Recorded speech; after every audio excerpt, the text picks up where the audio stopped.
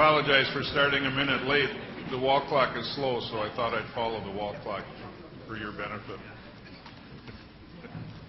Executive Director Radu, would you please call the roll? Regent Bailing. Present. Regent Bradley. Regent Delgado. Regent Delgado. Regent Evers. Regent Salvo. Here. Regent Farrell. Regent Hall. Regent Harsey. Here. Regent Higgins. Here. Regent Manydeeds. Regent Milner. Here. Regent Mueller. Here. Regent Peterson. Here. Regent Pruitt. Here. Regent Pirath. Here. Regent Vasquez. Here. Regent Walsh. Regent Whitburn. Here. A quorum is present. Thank you. The minutes of the October 9th and 10th, 2014 Board of Regents meeting have been provided. May I have a motion to approve the minutes? Is there a second? Second. Any discussion? All in favor? Aye. Opposed? Carried. Well, good morning, everyone. I'm now going to call upon Regent Delgado, Vice Chair of the Capital Planning and Budget Committee, to present a report of the actions taken by that committee.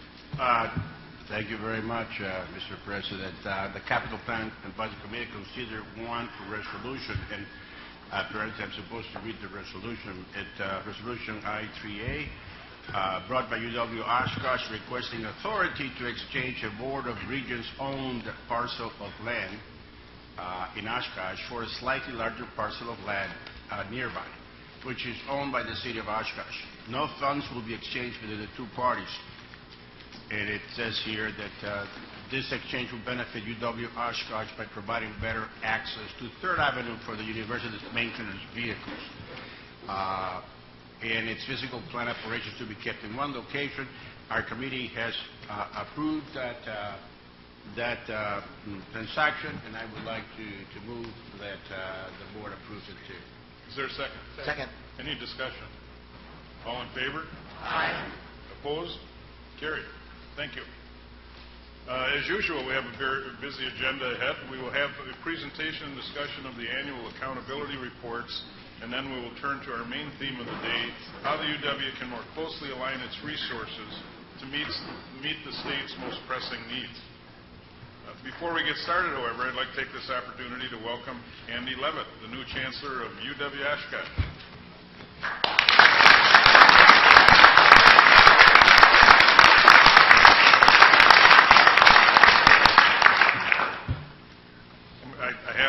Last night we had a chance to talk, and a comment he made to me I thought was so telling. He said, you know, I met Rick Wells, and he sure does fill up a room.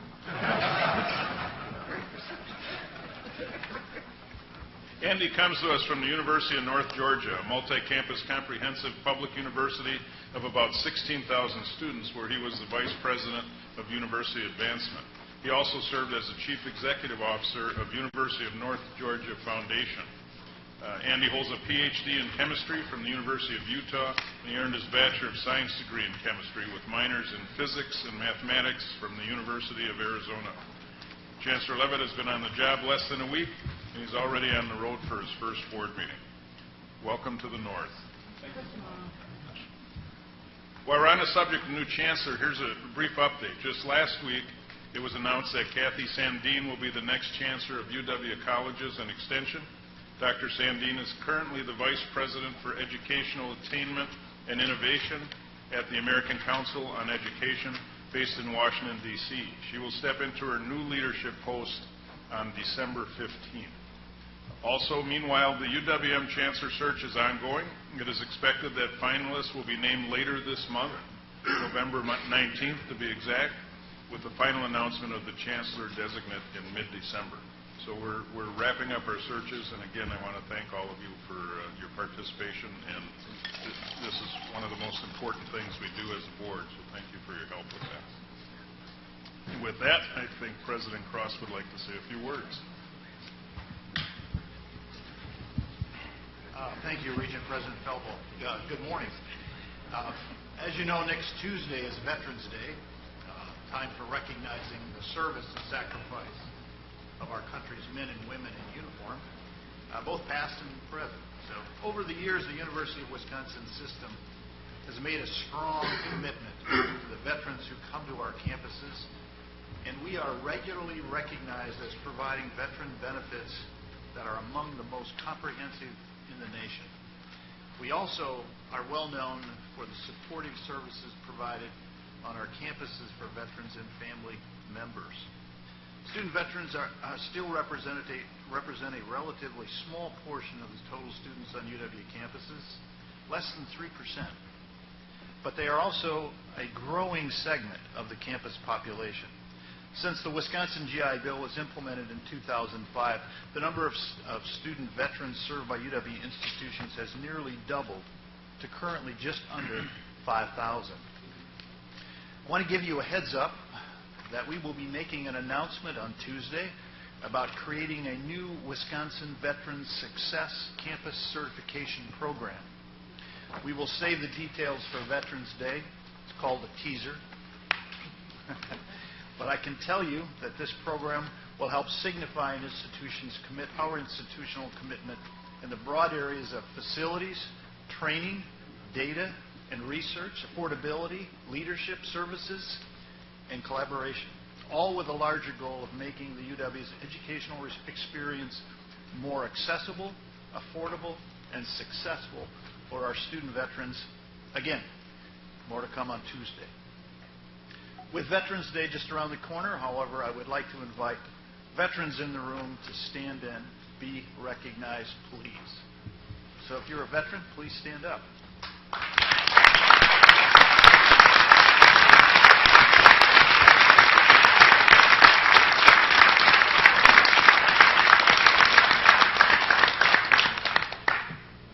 I would salute because just about everybody in the room outranks me.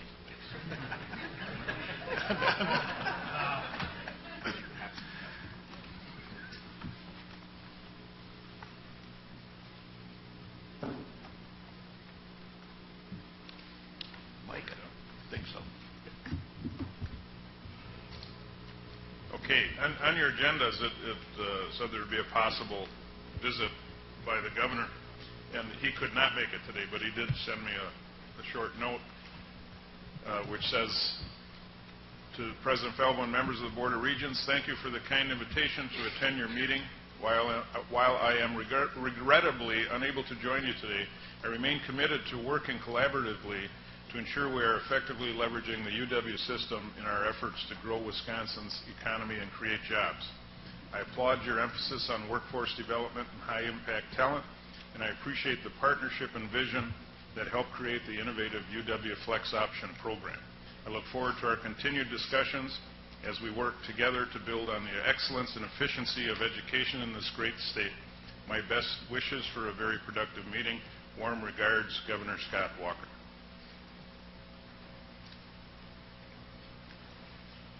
This morning, we will be presented with and discuss the annual accountability reports prepared by both UW System and UW Madison. These reports represent our commitment to providing our stakeholders with a detailed assessment of what we're doing and how well we're doing it. It is important not only to our institutions but also to our many diverse stakeholders, from students and their families to legislators to every tax-paying resident in the state who has an investment in the UW system. As a board, this is one of our key responsibilities to examine and analyze the performance of our institutions and use that information to inform our policy decisions.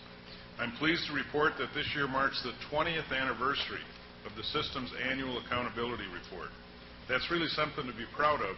When the UW system's journey in accountability reporting started back in 1993, we were the first statewide system in higher education to publish an annual accountability report focused on consistent measures of access, degree completion, professional preparation, and stewardship of resources.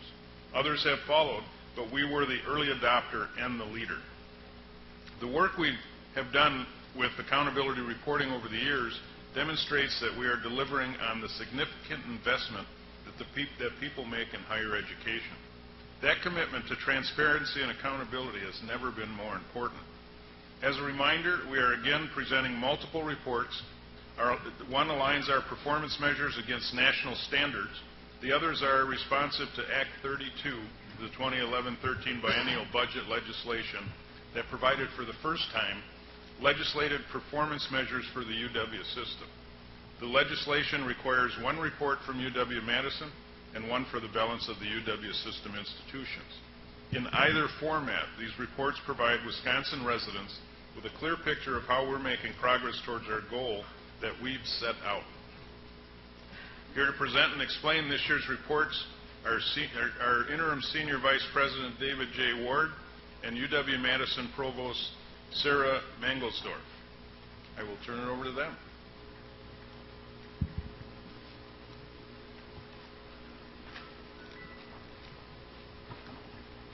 Good morning.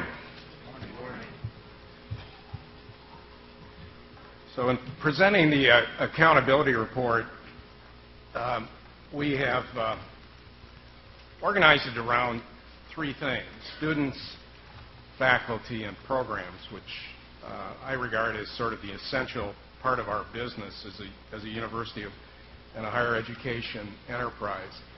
I'll do those items, and then I'll call on Sarah Mangelsdorf to do the Madison report.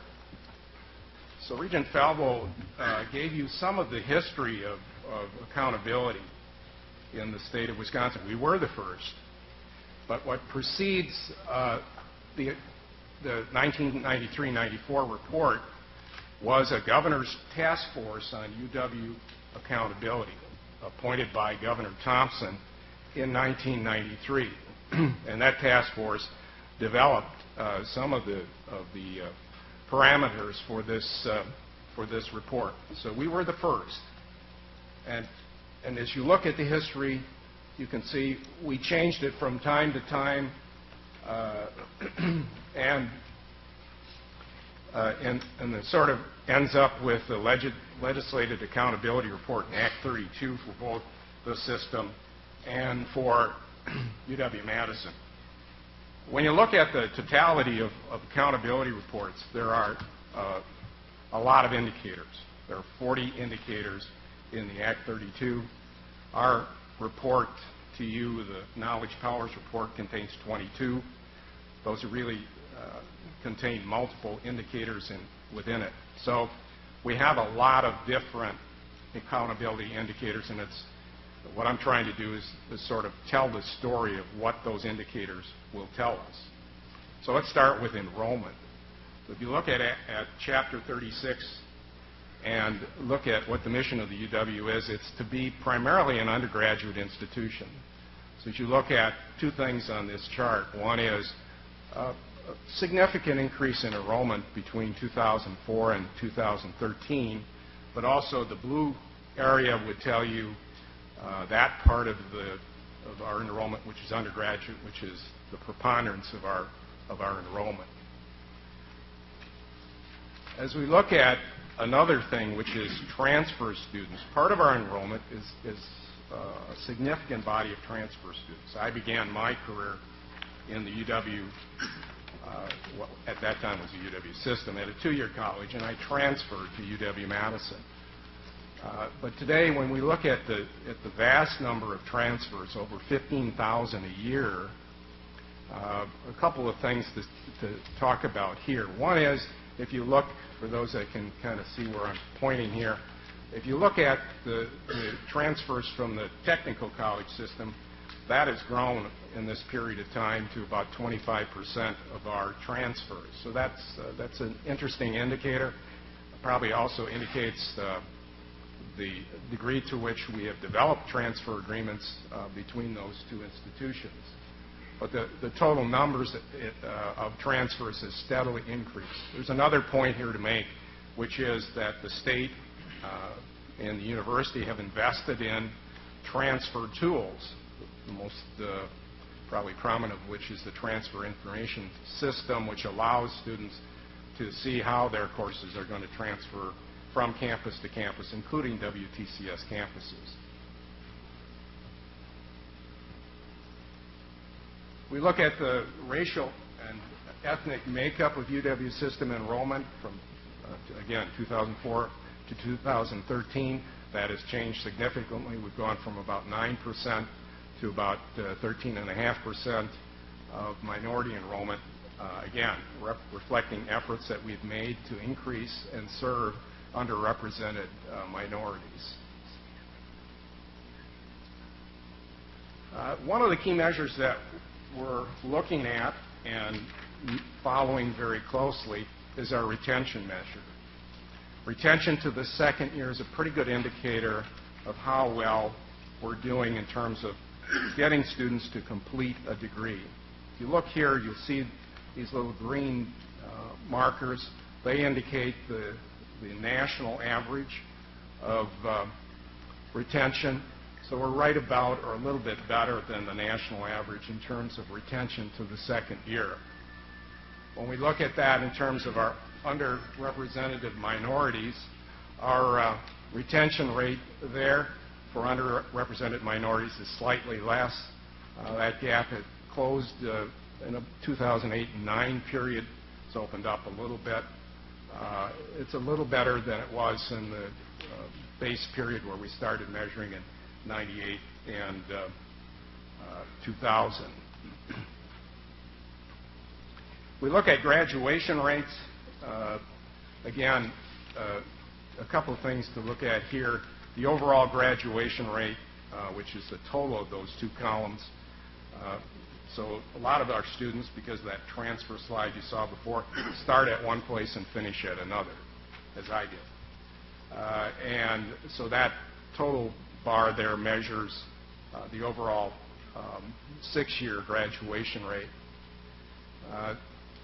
The blue measures the graduation rate for a student that starts and finishes on the same campus.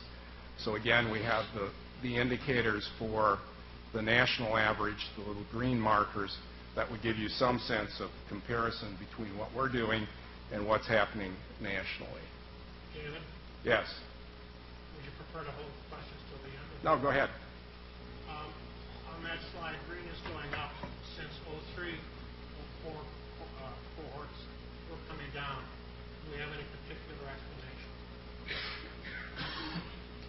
I don't have any explanation. We've had enrollment growth. A couple things to remember about this slide. We're looking back. We don't know the effect of what we're doing today until 2020. If you think about this as a 6-year rate. So this would be reflective of maybe policies or what was happening really in 2000 and 2001. But I don't have an explanation for the overall rate. It's changed a little. I don't know if it's statistically significant or not. In terms of degrees conferred, we've increased that substantially from 2004-5 of 30,976 to about a little over 36,000. So in terms of producing more graduates, we've done that. More importantly, I think when we take a look at this question, which comes up all the time about are we keeping our graduates in the state to work in the state? It's a pretty good number here. 81% of Wisconsin residents who graduate from a UW institution stay in Wisconsin.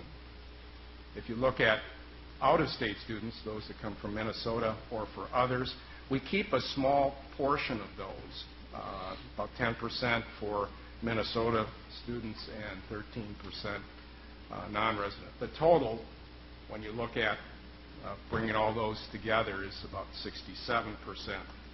But Wisconsin residents who graduate from a UW institution overwhelmingly stay in our state. If you look at, this is another measure of our makeup of degree recipients. Again, measuring racial and ethnic makeup. We've gone from about 7% to just a little bit under 10% of our degree recipients represented by racial and ethnic minorities. David? Yes? On that, is there any kind of a target that we're shooting for? What how do we know we're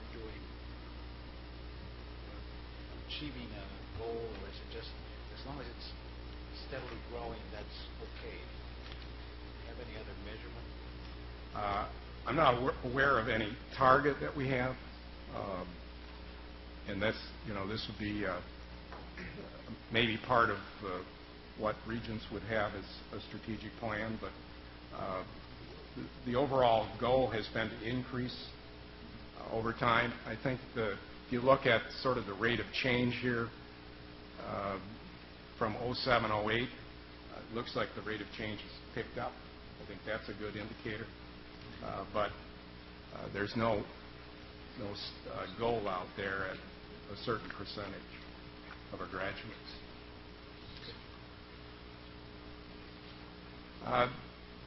This was, you saw some of this when Vicki Washington did her report on the gap, the graduation rate gap between underrepresented minorities and the body as a whole. That's closing, but very, very slowly. That's a substantial gap between those two indicators. In 1993, 94, in that period of time, when I served as Senior Vice President at System, one of the really hot topics was attempted credits in a bachelor's degree. And Regents paid a lot of attention to that. We started to look at the structure of our degrees. We were getting a lot of credit creep in degrees. And so there was a lot of attention paid due to Regent policy, concern on the campuses. So if you look at this in the long picture, it's an interesting illustration of how a Regent policy set had significant effect in terms of attempted credits. Now, attempted credits includes credits where a student enrolled in a course and then dropped. So we tightened that up substantially. So our drop rates are now well under 5% on most of our campuses. So this is steadily declining. Doesn't mean we shouldn't look at it again, but it's a pretty good indicator, I think, of, again, policy leading to action, leading to some results.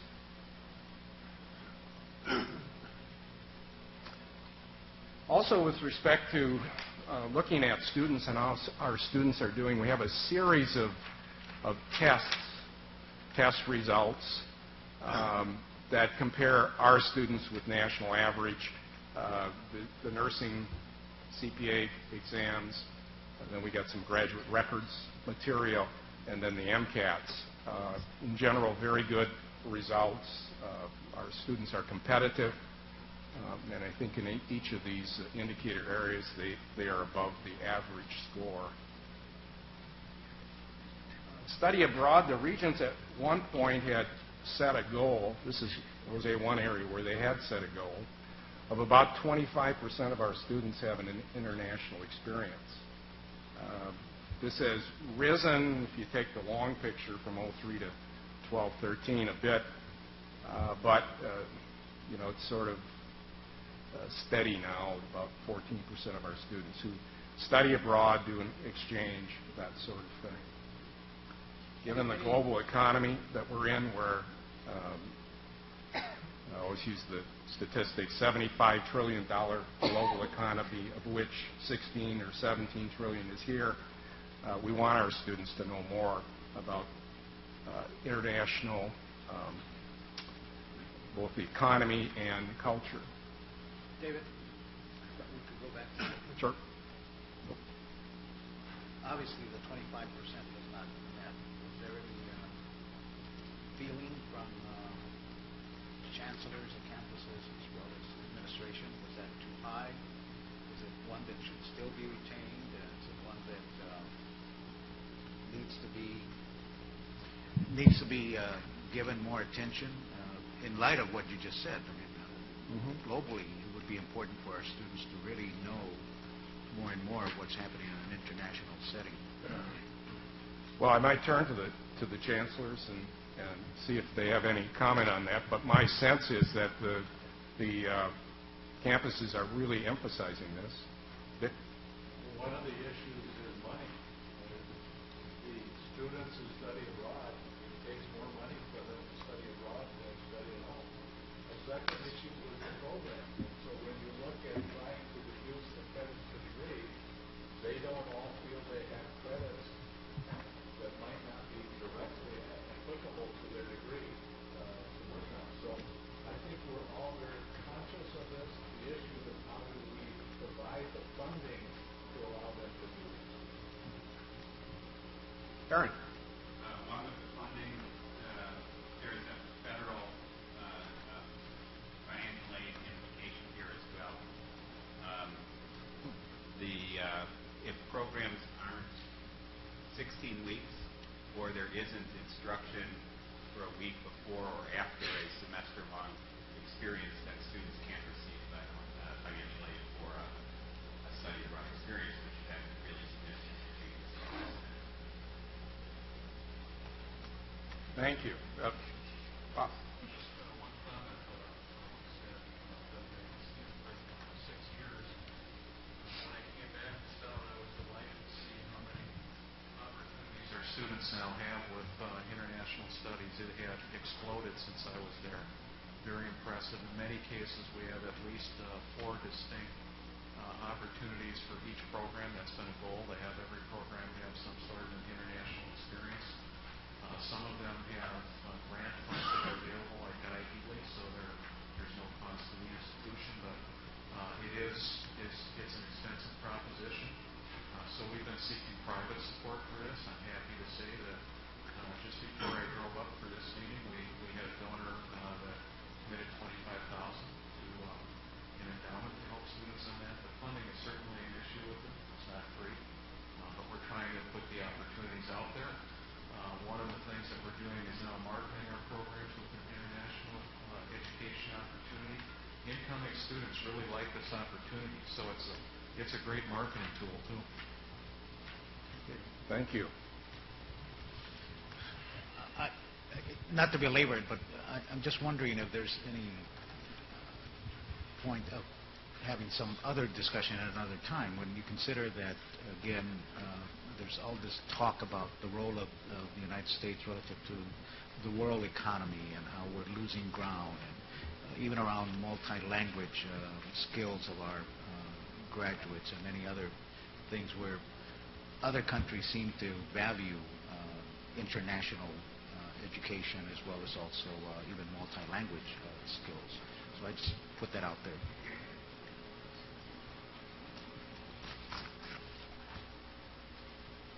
Looking at, yes.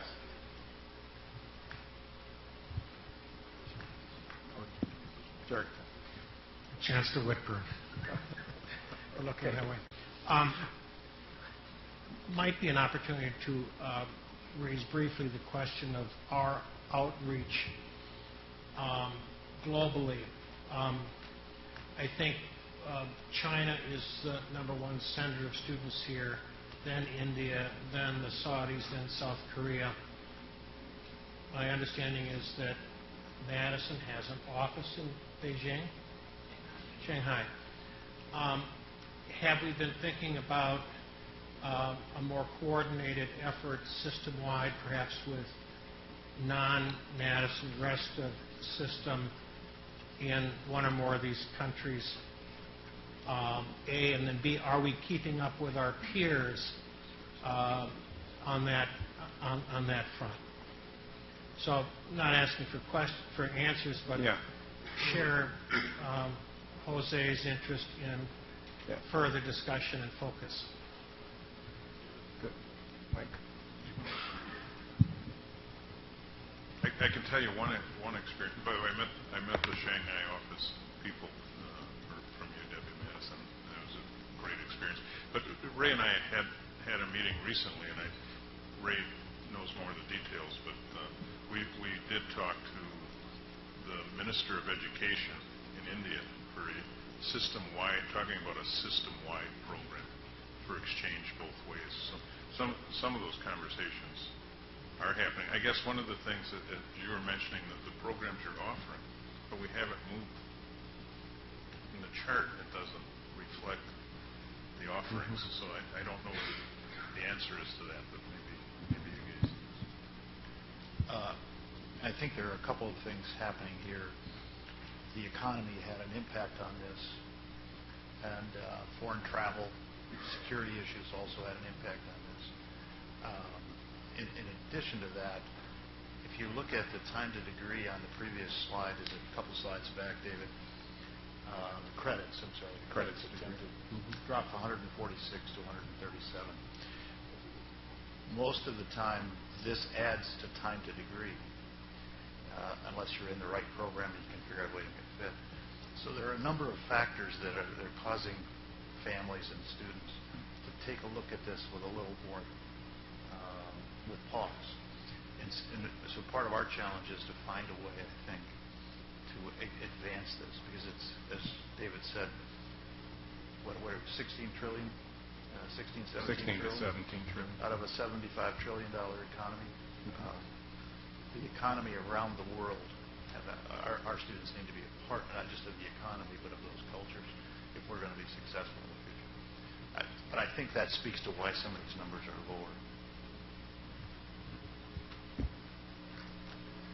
All right, so looking at another indicator of student performance, again going back to Chapter 36, it's interesting when you read that about one of the missions of the university is public service, and that in terms of civic participation, at least from our NESI data, we have a fairly high rate of participation of our students in community and local projects. We have very few indicators in the accountability measures about faculty, and so I asked that this data be put together.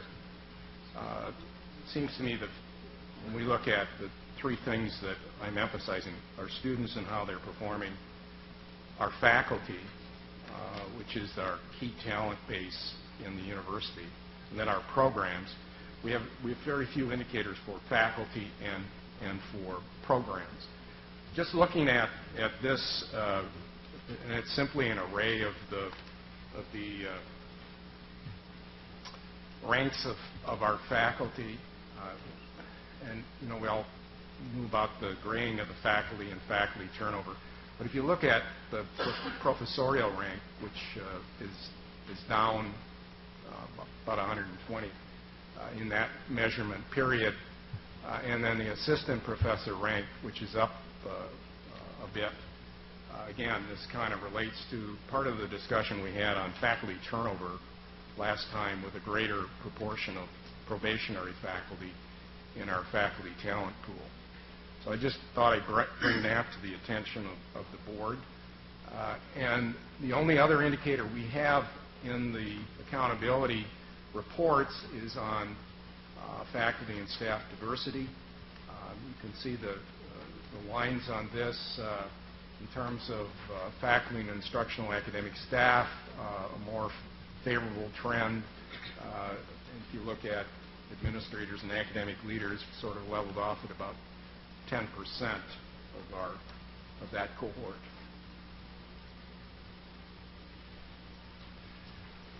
In terms of programs, again, we have a couple of indicators. One is collaborative degrees.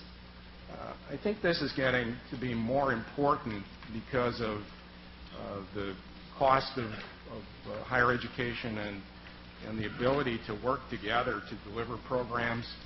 We've got programs between our 2-year campuses and our 4 years, 2+2 kinds of programs.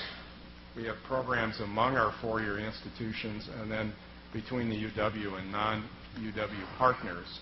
That's increased over time. So in this cohort, for example, you would find the collaborations that are out there, multi-campus collaborations on such things as the MBA and in nursing.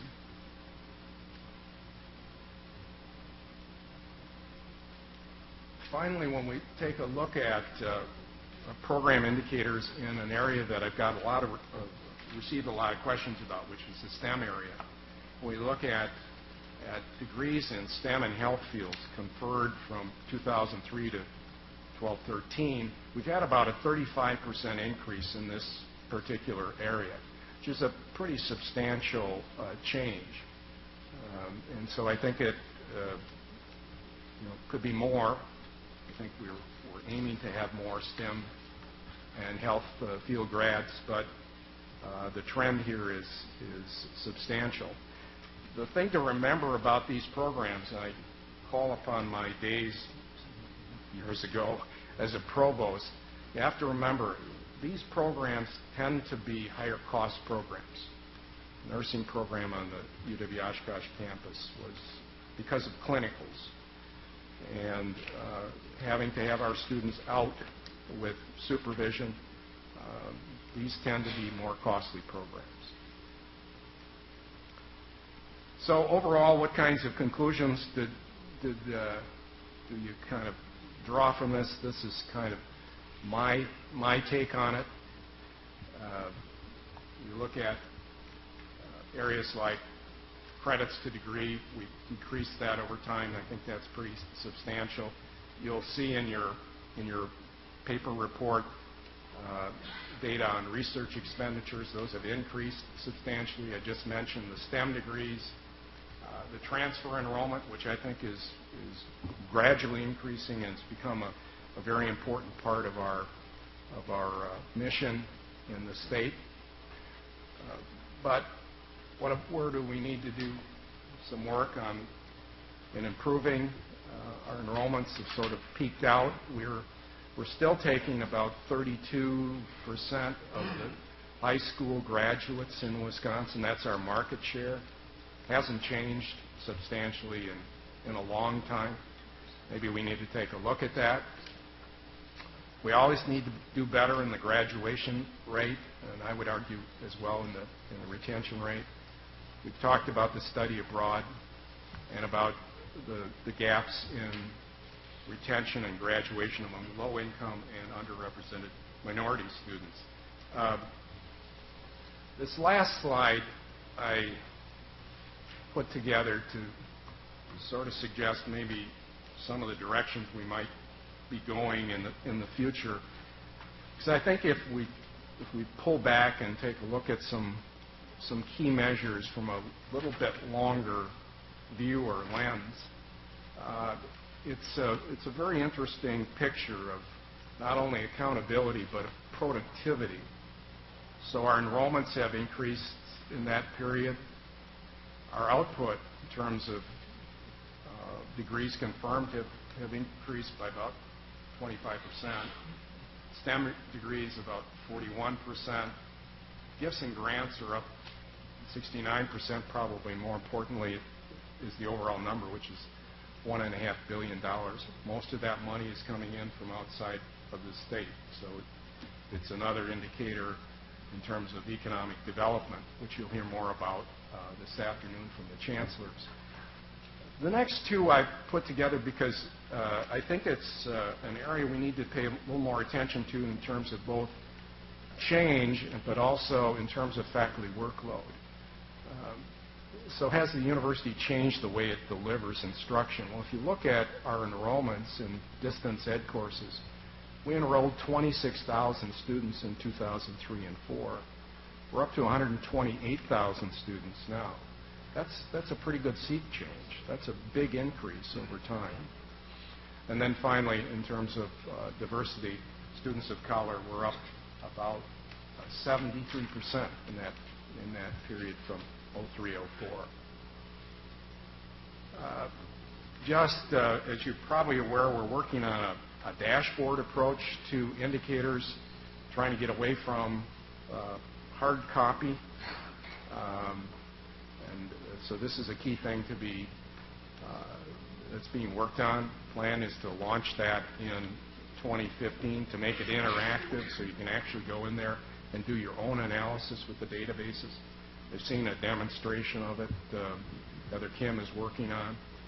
And I think it was very interesting because it allowed you to kind of do your own work and take your own cut on the data and manage it within that dashboard.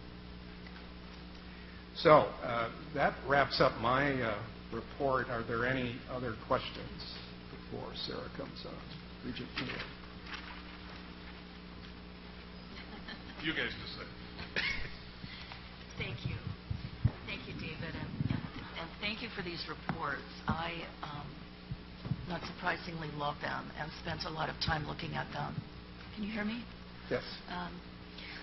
But I do have a few comments because I think in some areas they really need to be rebooted. And you did have a nice slide showing that over time we have changed some of the measures, and I think that we need to continue to do that. I said last year in Parkside, and I'll say it again, by far the weakest section is on administrative spending, on revenues and expenditures in general. If you look at the administrative spending, you'll see that there are no numbers listed.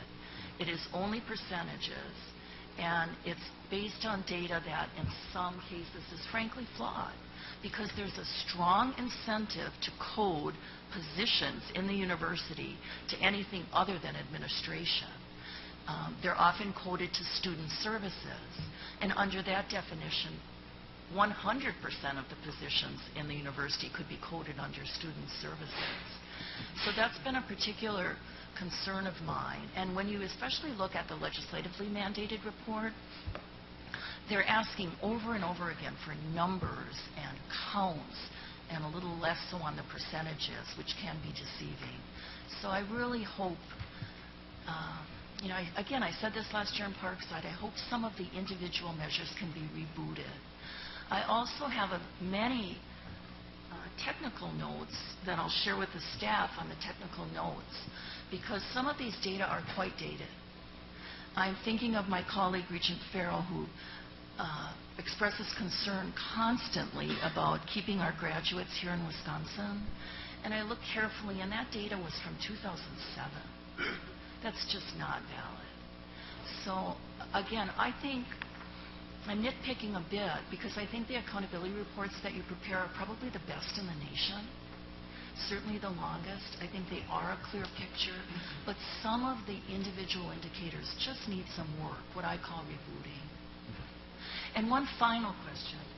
I was thinking about our Native American tribes after the very moving, meaningful meeting at Stevens Point, and I saw under collaborative programs that there weren't any collaborative programs with the tribes, and we knew that, and we're working on it.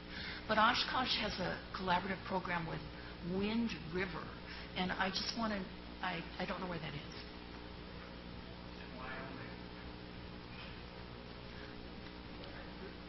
You want to take the microphone? And what is it exactly? And why Wyoming? Not that I have anything against Wyoming. Well, that's where they are. We didn't put them there.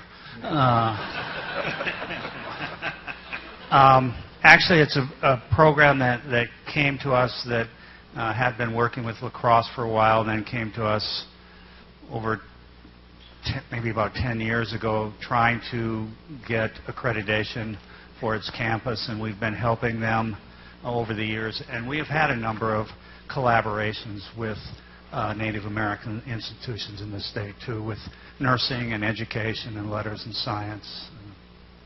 Good, thank you. I just remind you that we put the Oneida in Wisconsin from New York also. On that issue of collaborative programs, we do have quite a few agreements between, for example, College of Menominee Nation and UW-Stevens Point, UW-GB, and UW-Oshkosh on transfer. They aren't joint degree programs, but they are collaborative programs in the sense of a transfer. I just visited with Verna Fowler like a week and a half ago. She mentioned those programs specifically. So they probably don't show up as collaborative. No. They're transfer agreements. And we have, I forget how many, 500 transfer agreements or something like that. But it wouldn't show up as a collaborative program.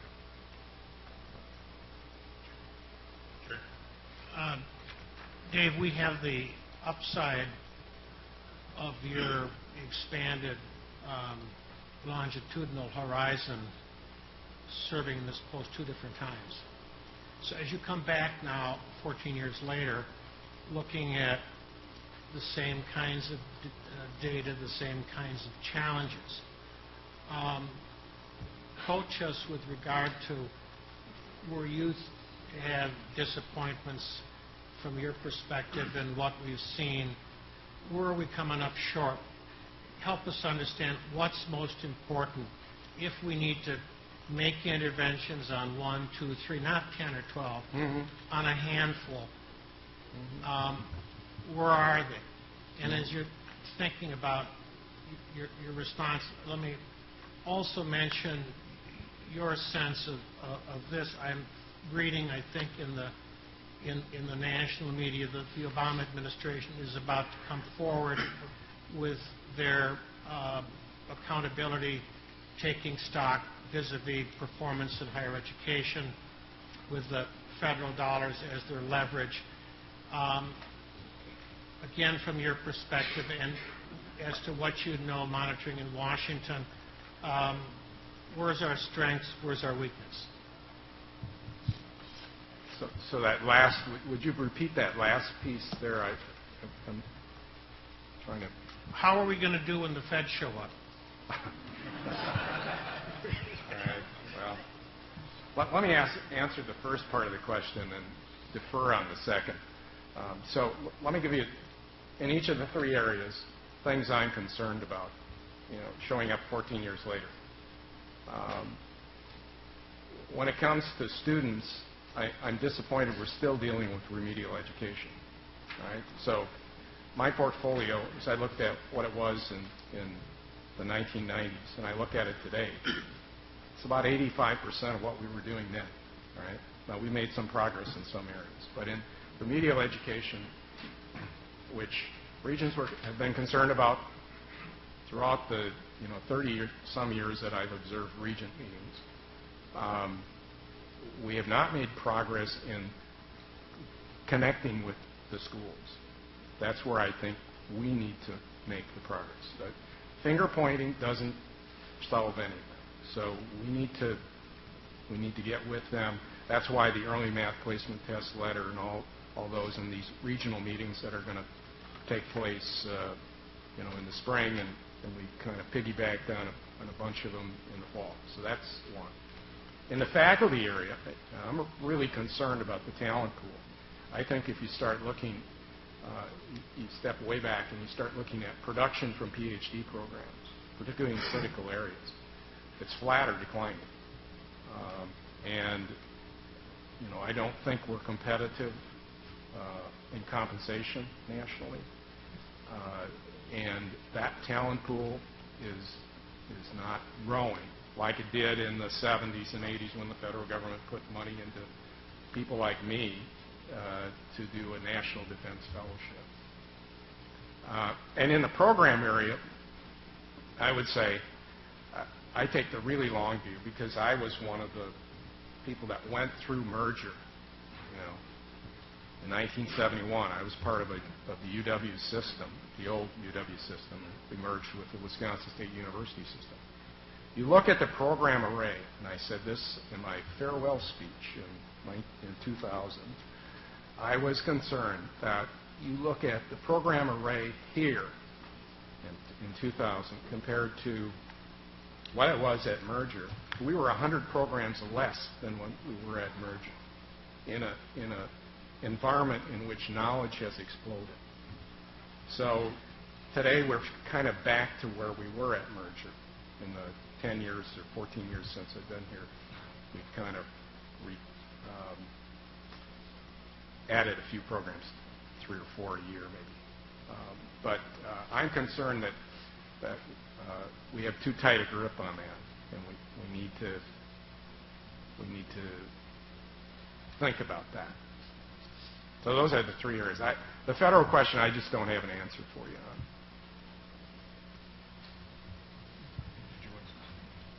Sure.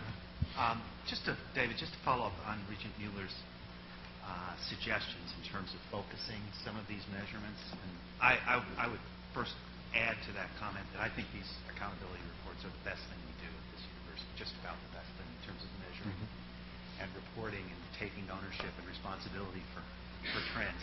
The graduation rate question has troubled me for many years in terms of how we measure graduation rates, both overall and institution by institution. We have this for, in appendices 15, 16, and 17. We have this continual measurement where it is 6-year graduation rates at institutions we're starting.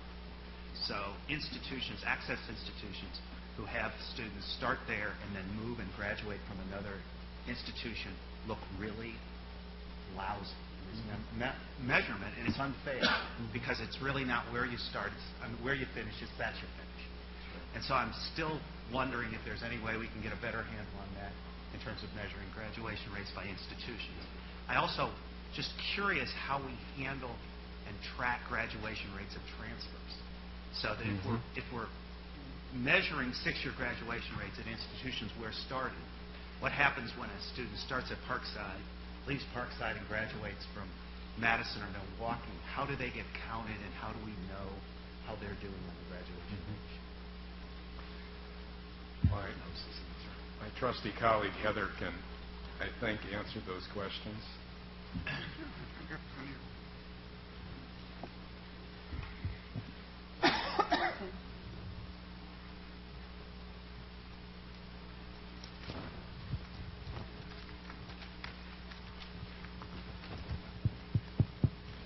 Thank you, Regent Preet, for a thoughtful question.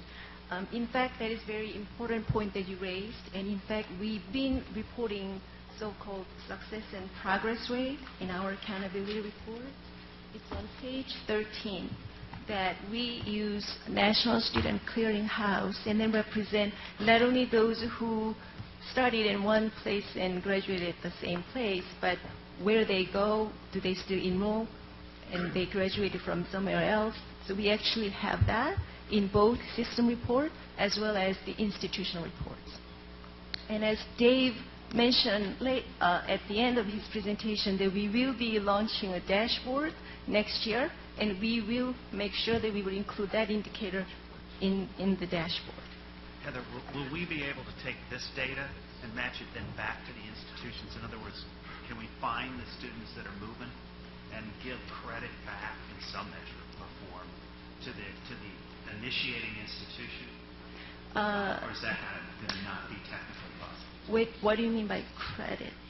Well, I mean, if I start at UW Parkside, attend there for 2 years, go graduate from UW Madison, I don't want to necessarily take credit away from UW Madison for the graduation rate of that, for the graduation of that student, but I also don't want to punish UW Parkside on the suggestion that they somehow failed that student because that student actually graduated. I'm just trying to get a measurement of that event. Yes, for institutional measurement of the success progress rate, we are currently presenting those who transfer out but then successfully graduate from elsewhere as part of their institutional data, and we will continue to do so in the dashboard.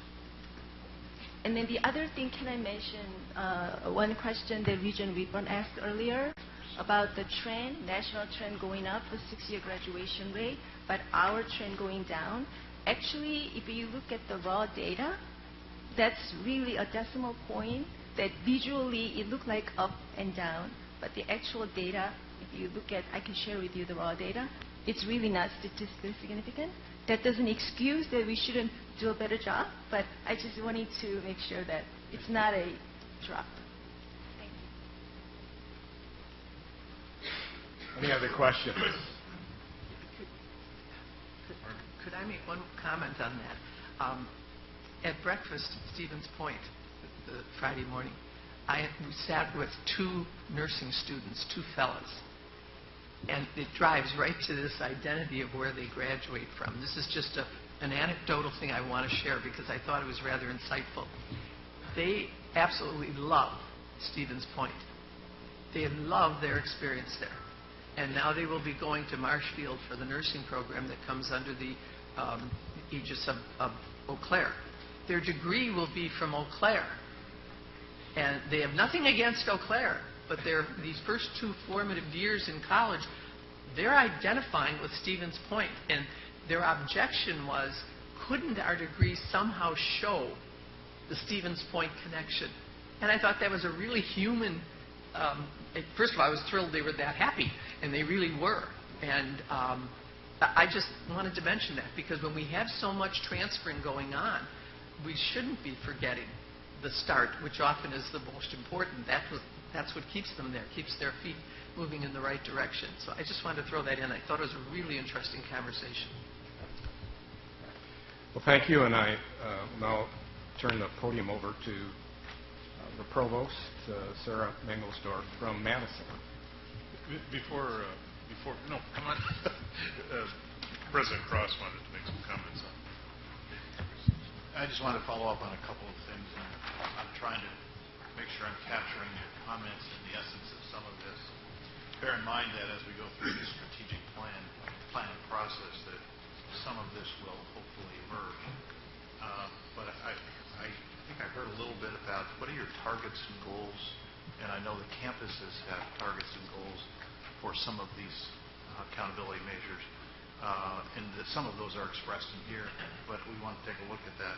I think Regent Mueller made an excellent point about not only the focus of some of this data, but are we measuring the right things within that? And I hope that you will share your suggestions, because I think that's really important, Regent Mueller.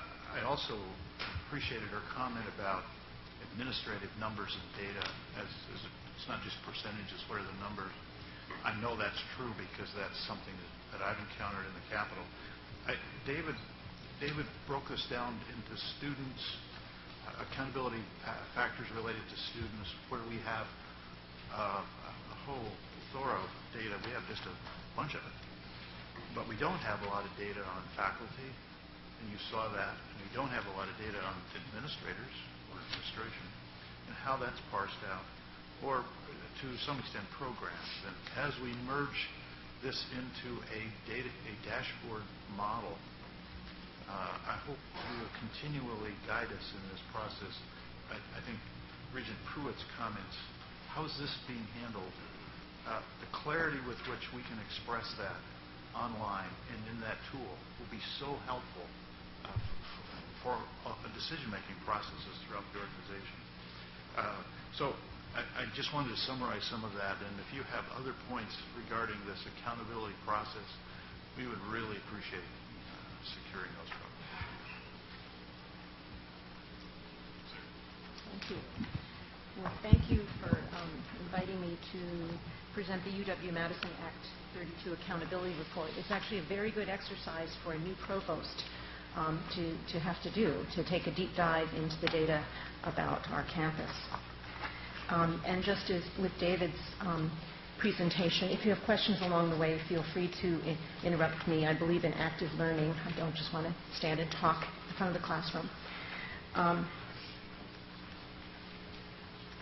First, I wanted to show you a little bit of information. My presentation will sort of mirror some of David's, because of course we have some of the same indicators in each campus's accountability report. As you can see from this slide, each year UW-Madison awards over 10,000 degrees. Most of them are bachelor's, but then it's also broken down by master's, clinical doctorates, and PhDs. And this has increased slightly from when you look at 2009-10, but it's fairly stable. Speaking of trends in retention and graduation rates, our 6-year graduation rate overall is, we're hoping we can be here next year and tell you it's at 85%. We're moving upward. 4-year graduation, 57%. The retention rate, that's the retention from freshman to sophomore year, is over 95%. These statistics, as you can see, there's a slight, I'd like to see a positive trend here, particularly in the retention.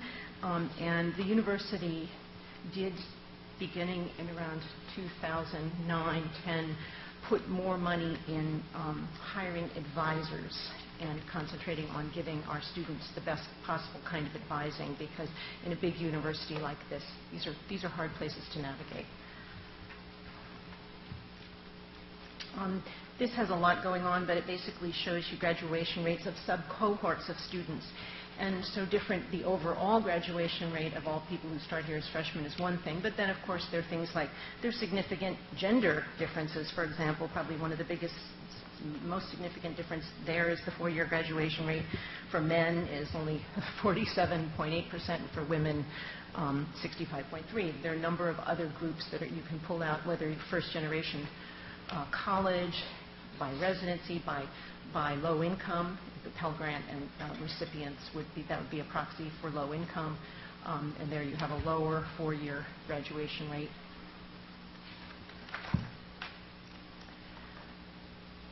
This is a question that is people are always interested in, and David reported for the system. This is for UW-Madison.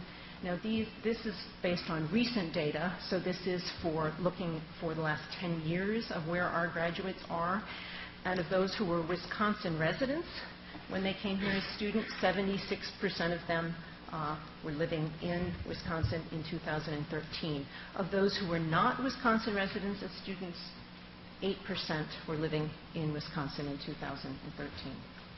This information is based on the known addresses for 91% of our alumni. We're working every year to try to improve these data and to have more reliable data on our more recent graduates, particularly, and tracking people over time.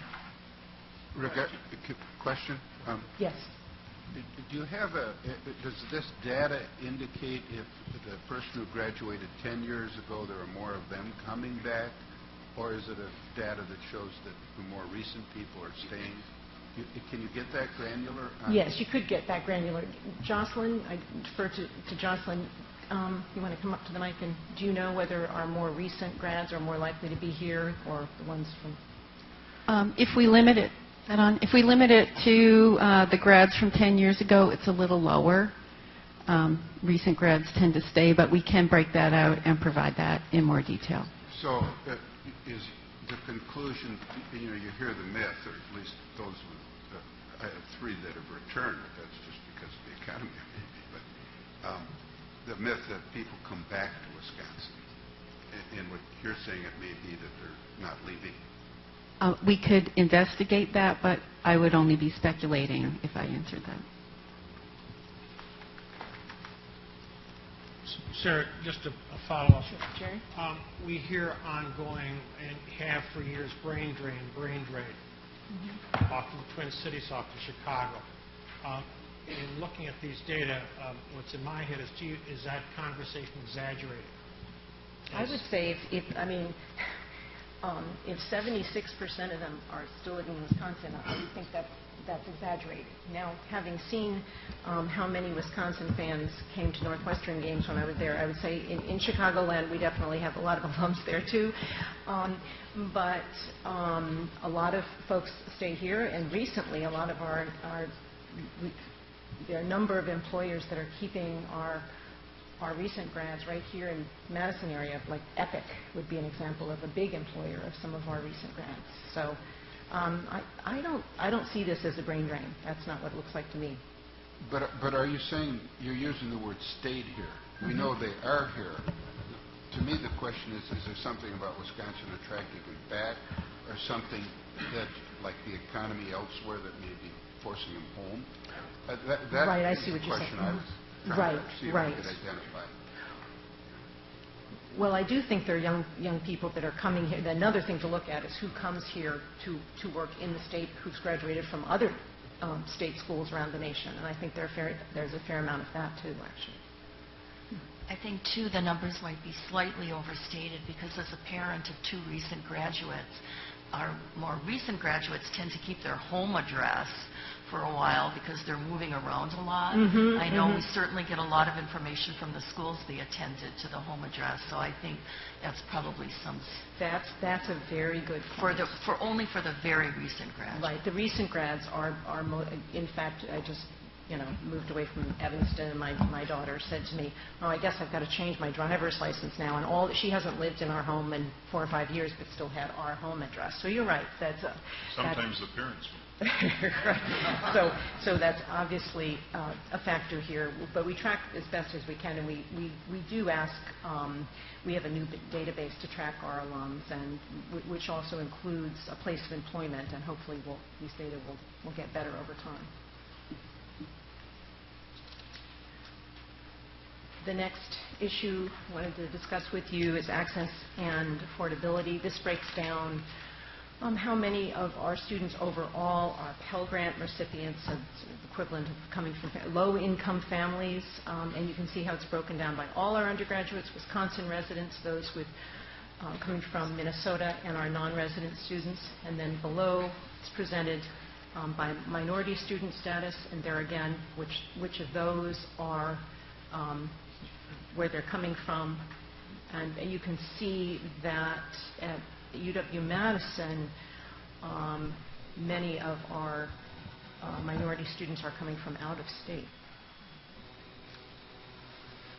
When you look at all kinds of financial aid, you can see that the bulk of our financial aid for our students comes from federal aid programs, but also some state aid, and then obviously a big chunk of it coming directly from our institution. When I say federal aid here, this also includes federal loans programs. This is not just grants and work study, which is why it differs when you look at this and the increases over time. You can see the numbers don't exactly, the federal aid amount is not the same amount because this does not include the loans, but only direct grants and work study.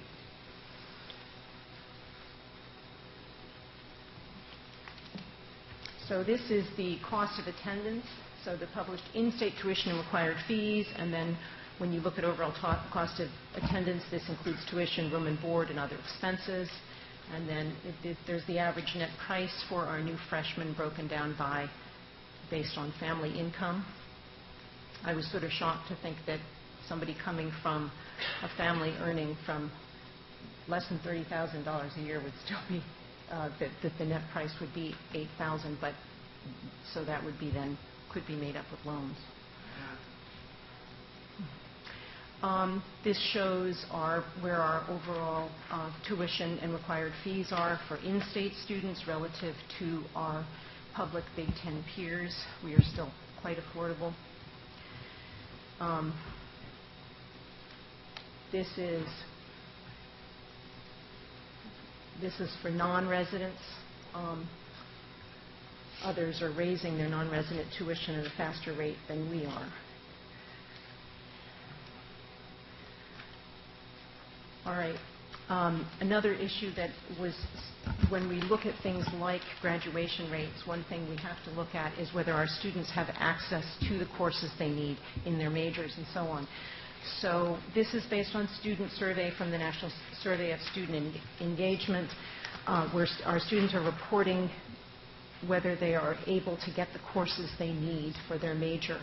And here again, this is something that the UW-Madison campus put extra resources into a few years ago, and also in terms of advising to help students find the courses they need. And it does look like we're making some progress, that first-year students are saying a little, most recent data, it looks like they feel that they are able to get their major courses and more ready access to general education courses as well.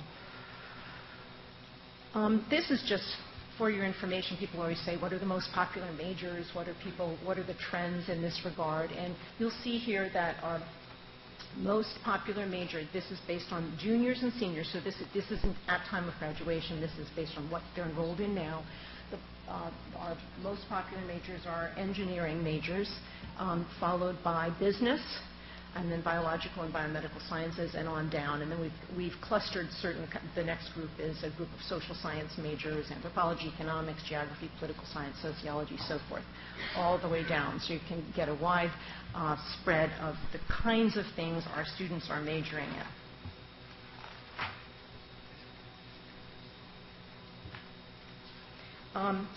This slide indicates, we've combined a couple of things in this slide, but we talk about the Wisconsin experience and having our students engage with their communities and with the world. This does have the study abroad figure for our campus, which is at 25%. We would like to see this increase, but as David discussed earlier, and Aaron and others made some points to further clarify this, there are certain limitations if you have forms of federal financial aid. And so we need to think of ways to raise money for scholarships so students who are on financial aid can study abroad. Another issue is that the study abroad programs may or may not have the courses you need for a specific major. So I myself, when I studied abroad my junior year, was only able to do so for a semester because the program I went to in Madrid, Spain, had lots of wonderful cultural, art history and language and history, political science, but didn't have psychology courses, which was my major, so I needed to come back to make sure I got all the courses I needed for my major. So finding study abroad programs that fit the student's major so they can take some of the courses they need for those requirements also helps increase the number of students who can study abroad. But you can see that our students also do a lot of research. That's gone up quite a bit. We now have 36% of our students engaging in undergraduate research experiences.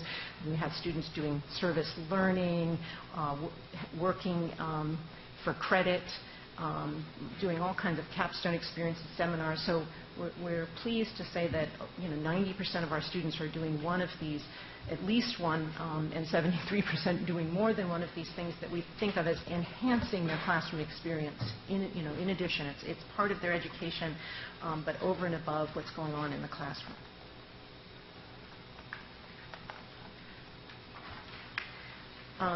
Next, I wanted to talk to you a little bit about graduate and professional education. Here again, people are often curious, what are the degrees that you're giving the most frequently in the graduate realm? And there again, you'll see our most popular master's degree programs are in engineering. And then you can see it broken down, how many research doctorates we give versus professional clinical doctorates and so on. That's a lot of graduate degrees. Except in nursing. I know, except in nursing, and we need more. Follow up on one of my colleagues' questions about. I know, we need more nurses, so we need to work on that. Now, in terms of economic development, one piece that we feel that UW-Madison really does contribute to the, one way we contribute to the state of Wisconsin's economy is just in the millions of dollars of grant dollars that our faculty bring in to the campus. Now, at least you think that this is there is a, if you see in fiscal 10, looks like that was our peak of grant getting, and then it declined. That was Stimulus Act money. Recall faculty members who had grants at the time could apply for supplemental funds. And you see that blip, that's a national blip. That's reflected in all the national statistics as well. This gives you a breakdown of the sources of funding. This is just the sources of federal funding. And this shows that our grant funding is coming from quite a diverse portfolio. But if you look, if I also included state, corporate, and foundation funding, you'd see we have an even broader portfolio. But you can see most of the bulk of our funding these days comes and was true in fiscal 2005 too, which is the contrast here, comes from Department of Health and Human Services, largely from the National Institute of Health.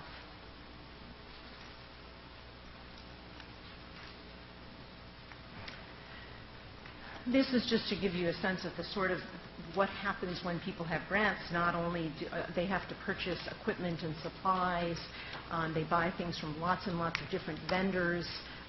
They spend many, many dollars, both worldwide, and the darker bar is the vendors specifically within the state of Wisconsin, and the dollars spent specifically in the state of Wisconsin. Next, this just shows that our faculty are busy where possible, taking their intellectual property, patenting it, getting it licensed, taking it to marketplace. So, and this is a good indicator of possible economic development in the future. Oops, wait a second, not quite done. This is another slide just showing sort of estimated how many the direct and secondary employment created by our university, not just by how many people we employ directly within the university, but also how much people are spending when they visit here on a football Saturday, and many other times, student spending, employee spending, operational spending, and so forth.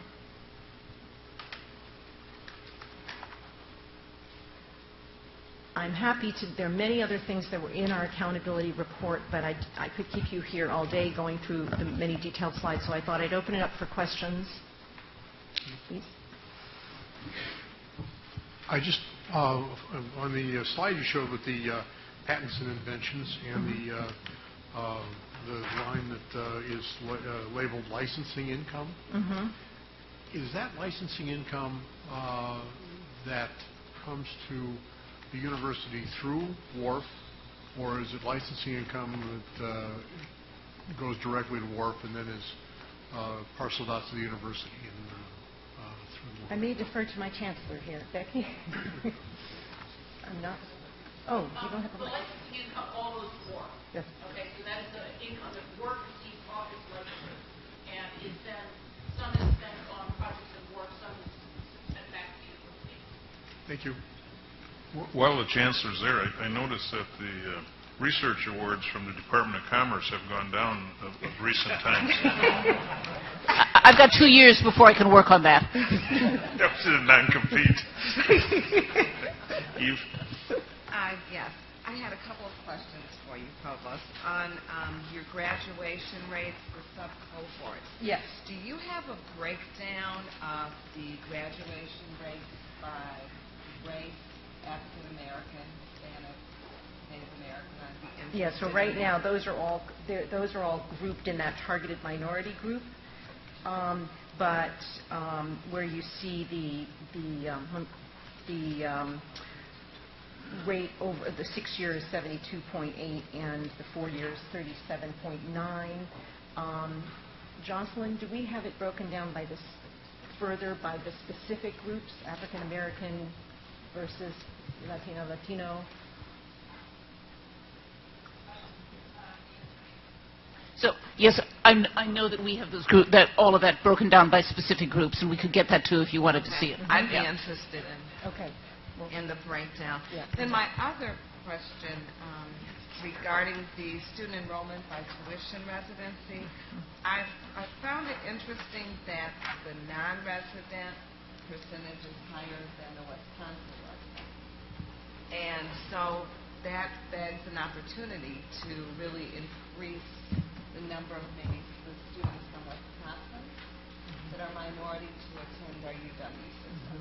And so I was just curious about the percentage differences and what does that really mean in our system? Well, it might be because we are part of the national organization POSSE, where we do recruit students of color from throughout the country.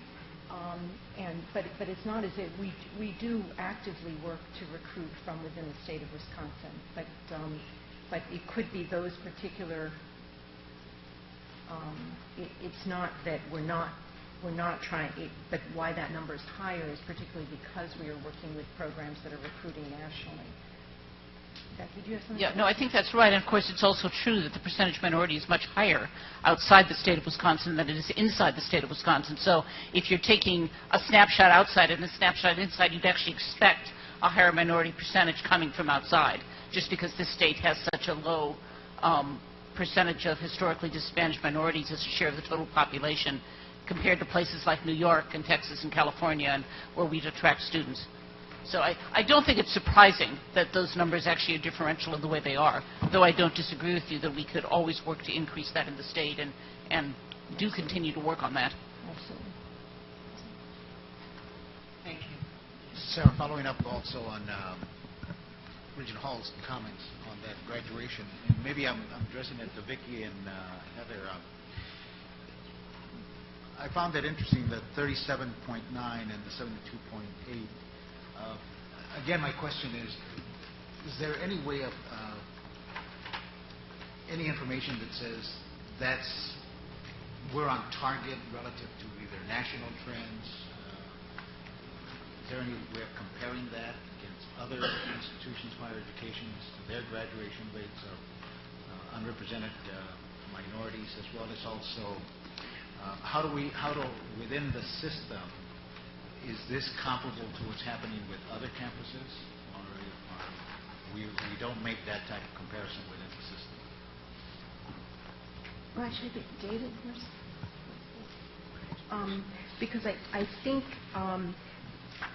what we're reporting here is comparable to some of our national peers, but I don't know, was that in David's report? Did you have it broken down? Heather, looking at targeted minorities, the 4 and 6 year. So we currently do not necessarily plot national average for specific individual race group, but that is possible using IPED's data, so for just public institutions. So we can do that. And in terms of comparing UW-Madison to others or UW-Parkside to others, it's really not a fair comparison because each institution has a unique and different mission, and therefore that impact the type of student body they attract. So comparing UWs among themselves has limitation as to how we can really know how we are doing. So, Jerry? Jan, you'll recall 2 years ago the Chronicle did a national 10-year comparative study, including ourselves, comparing us with peers in the various states, and we drew that to Vicki's attention with the question, how did we look?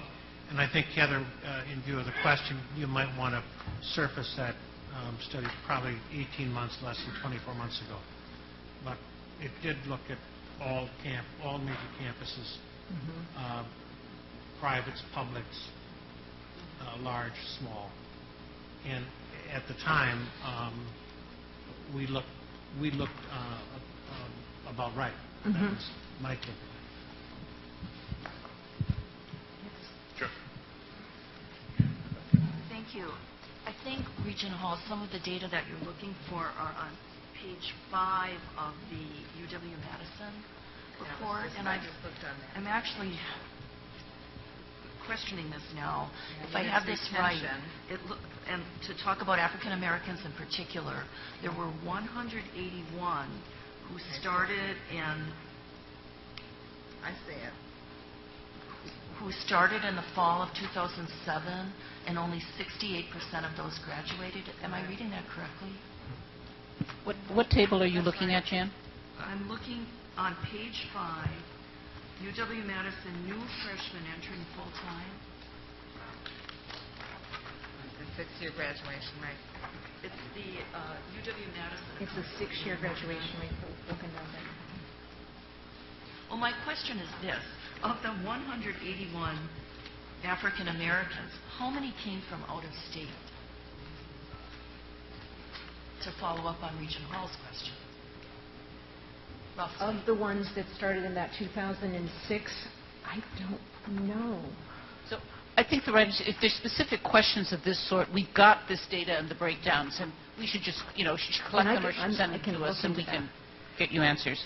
So, and not to belabor it, the only, for me, knowing that we are struggling around education, the workforce, access, I'm looking at just opportunities.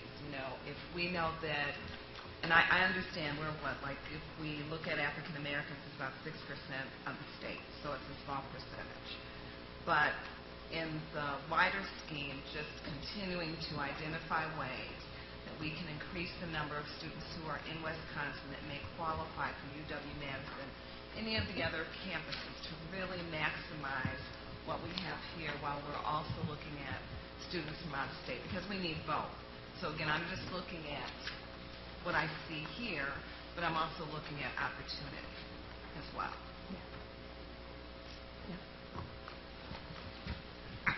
Sarah, since this is a legislative accountability report as titled, I was thinking and wondering if there might be a benefit to highlight to our partners in state government this question of sort of where does additional investment lead to improved educational outcomes? Because there are within this, it seems to me, and correct me if I'm wrong, there are a number of measurements. We 5 years ago passed the Madison Undergraduate Initiative, designed differential tuition designed to improve outcomes for students. If you look 5 years later, it seems to me that on issues like advising, graduation rate to improve, access to gateway courses, which was a big deal, has improved. High impact practices, Wisconsin experience. And as we go forward into a budget period and other periods, it seems to me that having that as part, maybe potentially clustering it and providing some insight as part of this report might have some benefit in terms of underscoring the issues of connection between investment, whether it's tuition or GPR dollars, and educational outcomes. I couldn't agree with you more. In fact, I asked my colleagues, why did we get these improvements? What happened 3 or 4 years ago? And they say, well, we invested in things like advising and so on. So we issued a report last spring when Forcera came on the impact of that investment from the Madison Undergraduate Initiative and show a very direct link between those investments and what's happening in terms of these outcomes. And I'd be happy to give you a copy of that. I know I talked about it last February when I did my presentation, but I can make sure that all of you get that if you'd like to see it. It's a very nice report. It's a very encouraging report of the fact that actually you can make money matter if you use the money in the right way. Yes, exactly. Margaret? Could I just say that I don't think it's as important for us to see that as 132 people up the street. I'm dead serious. I mean, they've got to understand the efforts being made, the results being seen, and what the priorities are in reaction to what they think the priorities should be. I guess I have kind of a general question in that regard. I'm looking at all of this material. I'm looking at SLIC. I have a problem with the cost of printing. It's my conservative roots. And I look at all these, second year, I've seen them now in my tenure on the board. Then I look at what we were given this morning, which to me, it's right to what I want to see. This is what I want to see. It's done in a way that doesn't have some other flowery narrative. It tells me what I want to know. And I guess this is in reaction to Act 32. This is because we heard there was some other reason we started to be the first to do these wonderful accountability. Why are we heaping one on top of the other? Can't we do one that fulfills the needs of Act 32, and they may need an education as to maybe what they ask for isn't the best thing or the clearest thing to the present problems or issues, and then not have to do all these? I'm happier to hang on to this than I am to a pile of these slick, expensive printed things. There's a person in the table behind you that's jumping up and down applauding you. Because we want to move to the dashboard. We don't want to do the slick. We don't want to do the individual reports. I have to work so hard to get stuff out of here because of the headlines, because of the little summaries. This, I don't have to work to get it. It's staring me right in the face. And trust me, I'm a graduate of that building up the street. And I know how they think and how their staff thinks. They want what we saw today. Just we're hoping to move to the dashboard where you could go online and pull up all our data just the way you want it, and not have to weed through all the reports. Thank you. Chairman Falbo, I had a question as why are we doing all of them? Regent Farrell, just a response to that, if I may, we are having that same conversation internally, and we are hopeful that we can supplant all of these reports with that dashboard. Something else you commented on is something I hope we do more of in the future. What are we learning from this, to your point, Regent Pruitt? This changed. Why? We need to provide you with more sort of an interpretation of some of this as we're seeing it, and let you react to that as well.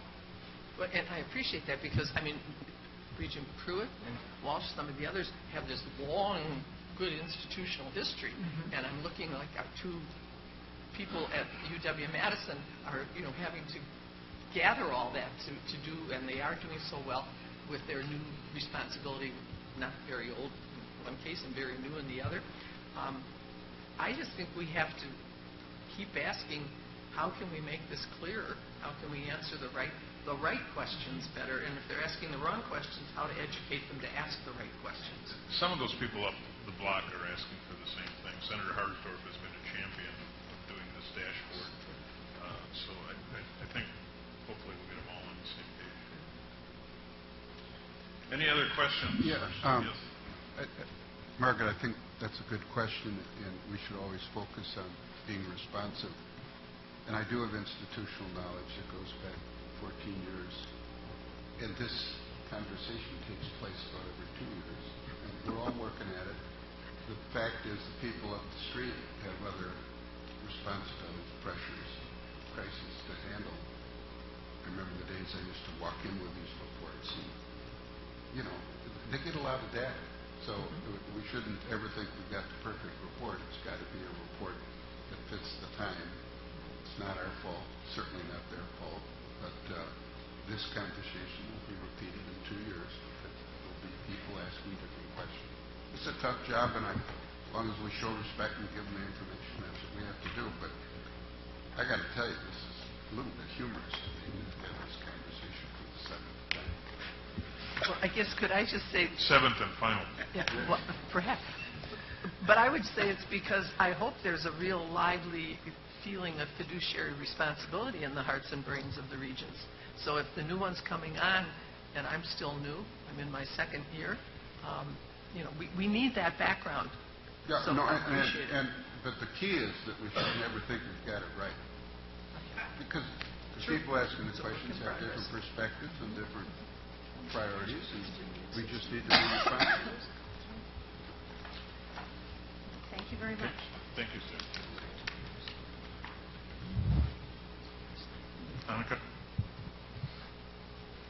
Okay, so I have 2 questions. My first one is going back to graduation rates. Has there been any consideration concerning graduation rates, as in maybe a certain type of degrees are taking students longer, perhaps maybe they're not getting into the courses that they need to complete the degree, and that's why the time to degree is longer than it should be.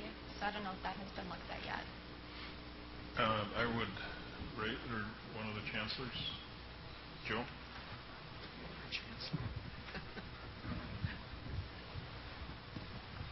There are some. We on? I get. Yeah. There are some degrees that require more credits because of accreditation. For example, accounting you can't do in 4 years. It's not humanly possible. Or education, because you need to have a student teaching experience. And they're probably in engineering. We don't have it at UWL, but I'm imagining some similar things. On the question of graduation rate, I guess I'm always sort of intrigued by this one, because as the chancellor, I get contact from people about all kinds of things, and people get parking tickets and they write to me, and they don't like the way the pizza's made in the res hall, and I hear about that. And, you know, we refer things, as Annika knows, to the appropriate people. In my 8 years, I've never had a parent contact me and say, my daughter or son won't finish on time because the classes aren't available. I'm serious about that. Now, I do get contacted in registration time, and people say, gee, that course isn't available, I'm going to have to stay here longer. And then we refer the student to the dean, the department chair, and those things get worked out. I mean, we have techniques with waiting lists and things like that. So I'm always sort of, when I hear, you know, it's taking people longer to graduate, a lot of that is people are choosing to stay longer. They want to do internships. They want to do study abroad. They maybe want to have a double major. So there's a lot of complexity around the issue, and I guess I will assure you that we're doing everything we can to make sure courses are available, and the deans and department chairs work very hard on that. So the graduation rate issue, I think a lot of times that's misunderstood, and people don't appreciate, you know, students make decisions. I don't know, how long will you be with this at UWL, do you know? Or 4 years, okay. See, she's staying an extra semester. And why is that? Because I don't want to graduate in 3.5. Okay. Oh, 3.5. Right. But then, and the other piece is simple math. If a student isn't taking 15 credits a semester, you can't do it in 4 years.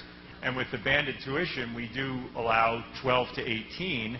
And so people do, decide, well, maybe this is some heavy coursework. I'm going to only take 12 this semester. Obviously, you're probably getting there on the 18 and getting the full value out of it. But anyway, I thought I would just add that into the very good question and give you a little more institutional perspective on it. Bernie?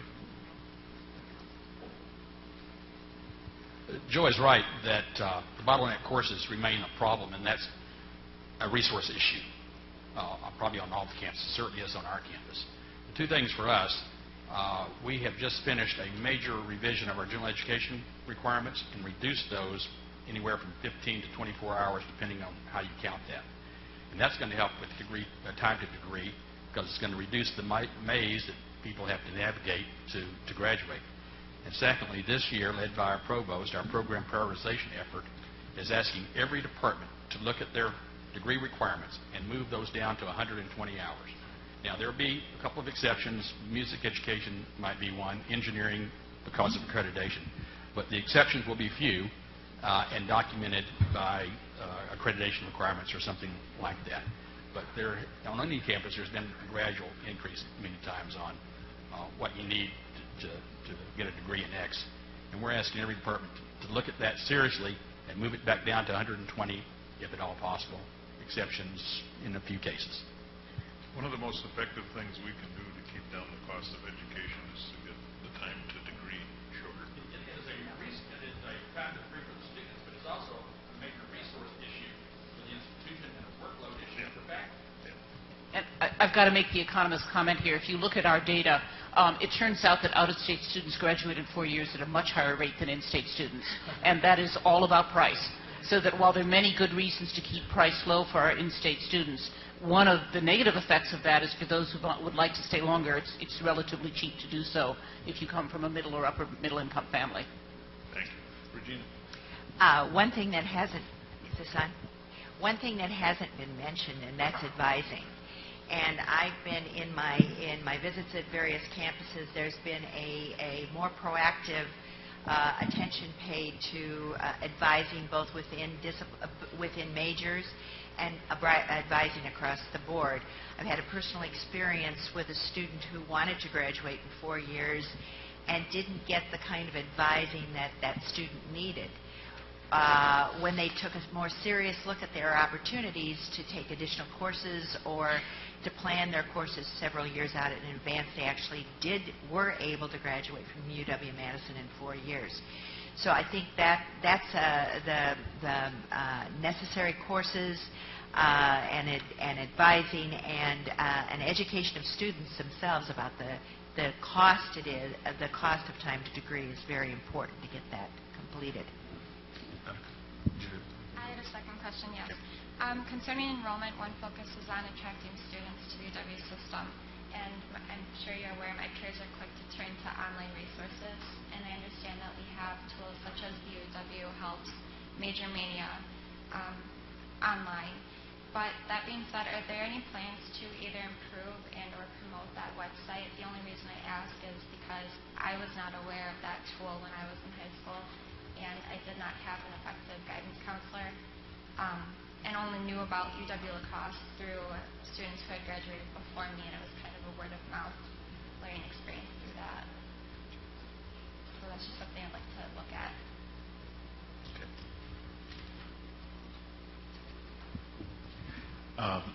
As the former chancellor of UW Colleges and Extension, UW Help is an incredibly, it should win some awards.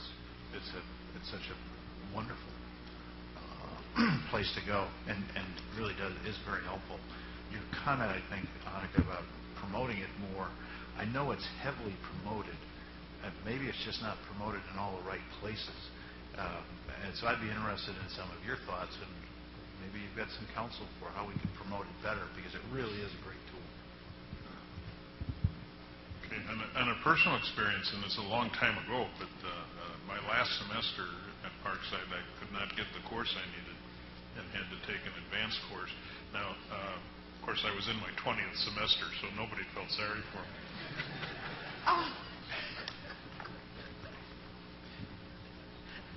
Tim.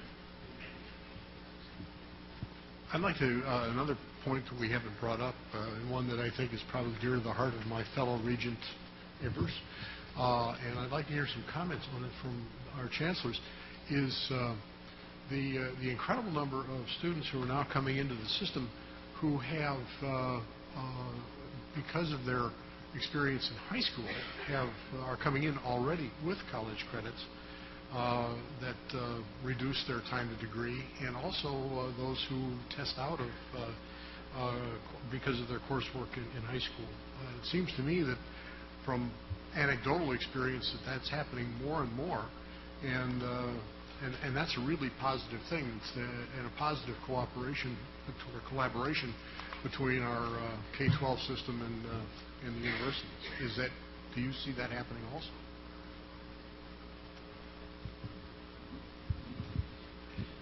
Regent Higgins, I think this would be good for the chancellor to respond to, but there's an irony in that too. It seems as though the students who do very well and take college courses while they're in high school, otherwise called concurrent or dual enrollment, don't actually complete a degree quicker because they double major, they do a study abroad. They're typically the better students, and they want to do more things while they're at college. And that there's a little bit of irony in that. However, as we expand concurrent enrollment, we believe that that's going to actually have an impact on reducing time to degree. Yes, and it does for some. I'm just saying on average. Okay, we need to move on. Now, to wrap it up, let me add one more thing about what comes next from these reports. They will be delivered to the governor in every legislative office. Each institution has copies of the main reports and its own institution-specific accountability reports, which you also receive.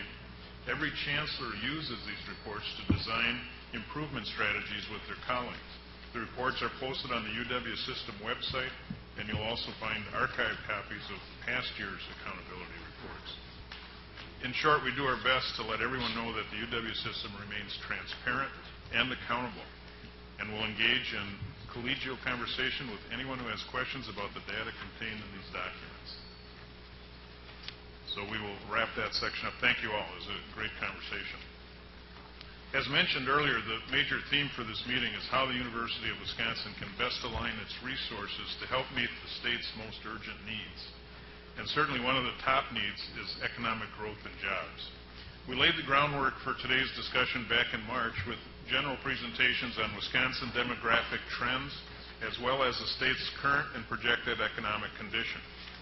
Today we're going to take a more in-depth, more UW-focused look at some of the many forces and trends driving the state's economy, thereby providing context for our future decision-making. Here's what we have lined up. This morning we'll welcome two honored guests who will share their experience and expertise, educating and informing us of some of the key demographic and workforce trends that are the backdrop to all that we do. We are looking forward to input from around the table and beyond, and rest assured, we're allowing plenty of time for discussion, although we ate into some of that time already. After our two presentations this morning, we will invite both presenters to join us at the table for further conversation. So we're going to go through the two presentations before we open it up for questions. To get us started, I'm pleased to welcome Todd Berry, President of the nonprofit, nonpartisan Wisconsin Taxpayer Alliance, a position he's held since 1994. Todd is here to talk about the state's major demographic trends of vital importance as we plan for the future. We had a preliminary briefing on this topic in March, as I said, but now we're going to take a more in-depth look at the critical backdrop to so much of our decision-making. With that, I'll turn the floor over. Where is Todd?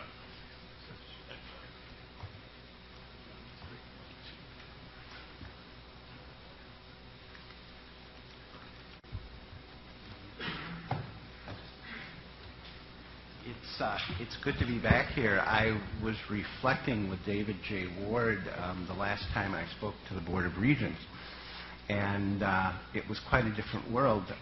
Catherine Lyle was president of the board. My wife was a VP in system, and anyway, it was quite a while ago. And I remember the topic of that talk was sort of coming budget pressures in state government and what the implications would be for higher education. And I think I was right. Anyway, let's see here. I got to get the toys here. This is not a particularly sophisticated subject or one that is hard to understand. It's sort of been in front of us forever, our entire lives. And there's certainly people on the campuses who read and think about this in a more sophisticated way than we do at the Taxpayers Alliance. But one thing that we do is our audience is very much a lay and media audience, and so we tend to try to put things in simple terms. So I am going to talk about demography, and there is a saying that it's destiny, and we'll sort of go through a couple things. Why we did this, given that our mission primarily is to do research in civic education on state and local government, finance, state economy, and so forth. So what are we doing in the world of demographics? And the answer is that in watching a lot of the economic data going back into the early part of the 2000s, we started to see in employment trends the Wisconsin economy start to depart from the nation. And so a lot of this blame game in the political realm about jobs is sort of silly because it's been going on. I mean, the trend line has been going on for quite a while. And when we started looking at why do we seem to be moving on a different trajectory economically, we kept getting slapped in the face by there's something going on with the population, with labor force participation rates, when women came into the workforce, and a lot of other things. And that's how we got into this. And what I'm going to do here is I'm going to briefly give you a little economic backdrop, only because I think there's a couple important points to make, and because the reason we did this was really about the Wisconsin economy more than anything. And then I'll go into the demography, looking back and looking forward. And then I'm going to sort of step out of what I usually do and talk a little bit about the implications and possible actions. And some of this I will tread on the world of higher ed. And just to let you know, I spent 14 years on a private college board, so this isn't a world that I'm totally foreign to, and my PhD is in higher ed from Madison, so I do think about this stuff and care about it, but it's not my area of expertise. And finally, just a word about the Taxpayers Alliance. There is at your place a copy of the report that was about demography that we did early in the year. It got a lot of great coverage on front page Sunday papers in the state. And I think also at your places maybe a report that we did on college degrees and their value. And we did that some time ago, and I just share that for information. So let's start with the economy. And this is nothing terribly fancy. This is just per capita GDP for the U.S. and for Wisconsin. But I think it makes a couple important points that are useful to remember, particularly given what we've just gone through, which was sort of, 3 months of misinformation and so forth. One thing you can see is that the Wisconsin economy moves with the nation. Governors and legislators do not wave magic wands and make the economy move. Sorry, but I've said that regardless of who was governor and what initial was behind their name for the last 25, 30 years. The other thing you'll see is that the Wisconsin economy doesn't tend to have the peaks and the valleys that the national economy does, and it tends to go into recession a little bit earlier and come out of recession a little bit earlier. And the reason for that And this turns out to be a big explanatory variable in a lot of the discussions of the Wisconsin economy is our economic mix, our industry mix. This is a heavily manufacturing state. Apologies to folks that have other interests, but it is usually one or two in the country. So that's sort of a quickie look at the economy. The other thing I wanted to show you that is an attempt to explode some myths is that there isn't one Wisconsin economy. The folks at the other end of State Street talk about the Wisconsin economy. This again shows the red is Wisconsin, the blue is the U.S., and this is employment relative to 2001, indexed at 100. So in a sense, it's the cumulative change. And there again, you can see we move with the nation. We move a little bit slower, and we've been performing a little bit weaker for quite a while. But I'm going to take apart the state economy in a couple ways, and here's the first way. This is employment trends in the four-county Waukesha, Washington, Ozaukee, Milwaukee County area. And needless to say, it tends to pull the Wisconsin numbers down. Now, there's a couple reasons for this. Part of it is Milwaukee County is in here, and Milwaukee County has some issues. But it also is sort of the epicenter to some degree of the mainline manufacturing center of the state. If you take that four-county area of southeast Wisconsin out of the picture and look at the rest of the state, it's moving exactly with the country. So, I mean, we've got at least two things going on here. And it turns out this is a report that we did about a year ago where we tried to look at the job growth in various parts of the state to try to get underneath the job numbers and understand what was going on. And we divided the state into 6 regions, and the two with the dots, the yellow dots, by the way, if I call a color wrong, it's because I'm colorblind, so bear with me, but they're yellow or green, whatever. That is the Madison area and greater Madison area, and the other is western Wisconsin. Both grew employment during this period, which includes a recession, actually 2 recessions, of about 5 to 7%. Interesting tidbits within this. The area of the state that lost the most manufacturing jobs percentage-wise in Wisconsin during this time was the south central area, including Madison. And yet it has the fastest employment growth. And the other thing that's interesting is western Wisconsin. They also stayed almost even in terms of manufacturing jobs, but what they really bring to the table is diversity. Healthcare, agriculture, manufacturing, education, and so forth. The 2 parts of the state, the southeast and the north, are the 2 that had the biggest job losses, and then central Wisconsin and northeast Wisconsin tend to sort of be in the middle, either holding their own, growing slightly, declining slightly. So that's the end of the economic stuff. The point simply is this economy has more pieces and is a little more complicated than you might realize from listening to those in the media and the political realm. Obviously, demography is just talk of populations. What I'm really going to talk about is demography in the economic context. And just to show you that a liberal arts background is sometimes useful, I was a French major at Madison.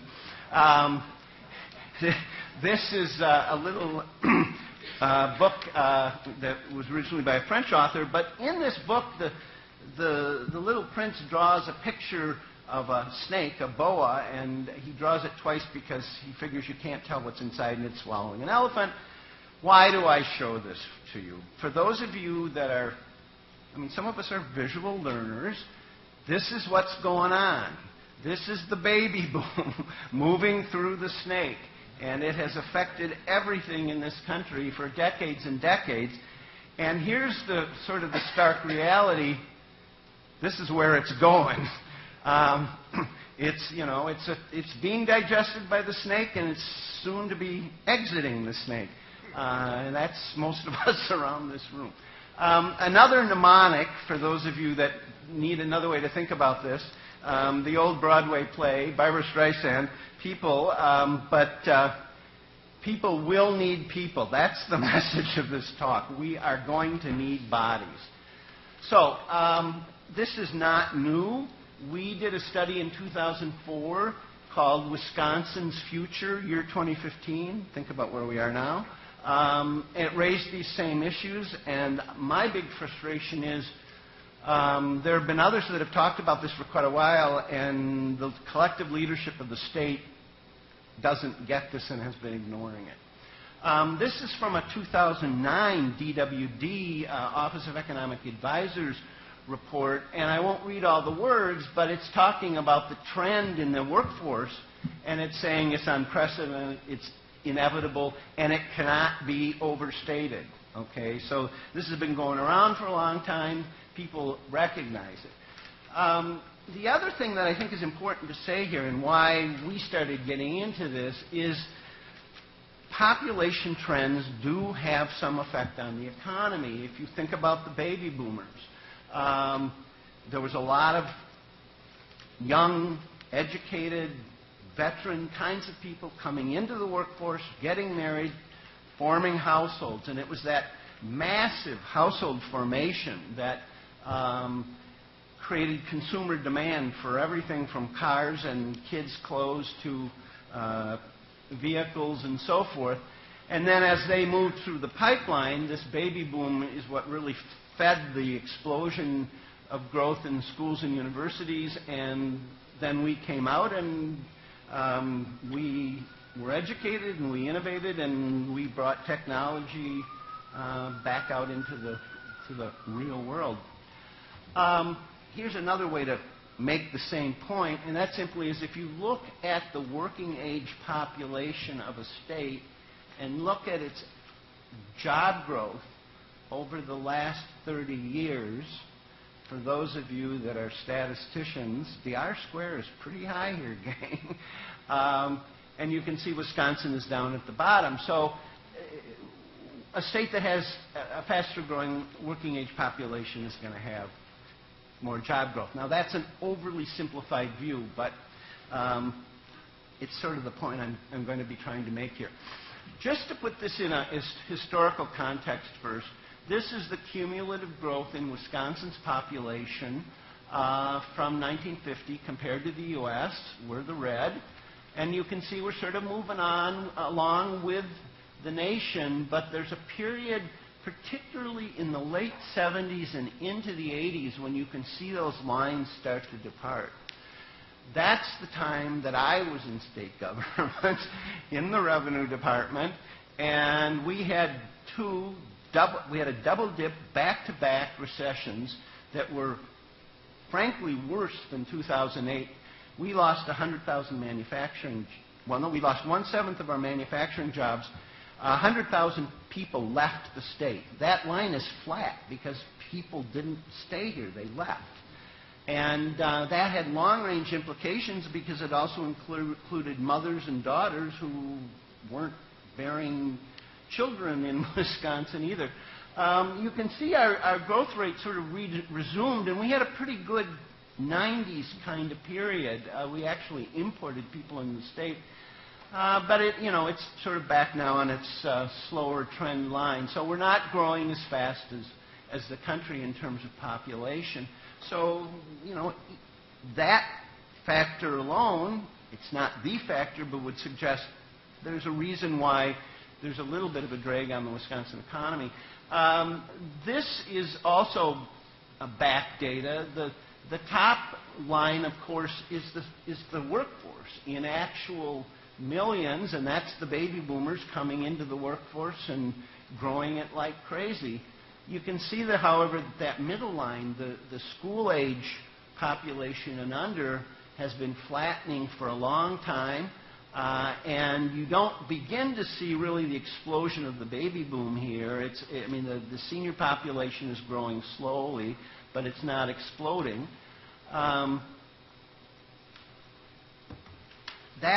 So the baby boomer moving through the snake is one half of the problem. Here's the other half of the problem. And for those of us that do work in school finance, which we do a lot of, we watch these numbers, and this is sort of a no-brainer. You know, school enrollments in Wisconsin have been flat for a long time. And for those of you that know northern Wisconsin, even back into the early 90s, there were schools that used to have in the north like 3 or 4 kindergartners. That I'm thinking of one that was down to 10 kindergartners. In other words, 3 or 4 kindergarten classes down to 10 kindergartners. So you multiply that across the north, the central part of the state, the southwest in particular, and you get these declining enrollment school districts and no growth in the student population for a very long time. And these numbers are actually worse than this because they include the 4-year-old kindergarten numbers, which became a phenomenon more recently.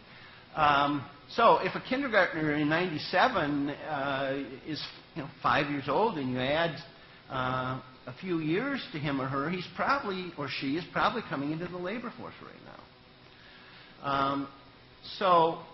It's a lot easier to forecast this stuff than it is to forecast the economy. This is essentially what's happening in the workforce now and into the future. These are our students coming into the workforce. Let's see if we can get this to move here. There we go. Just quickly, this is the overview going forward. These aren't our population forecasts. These were done by the state, but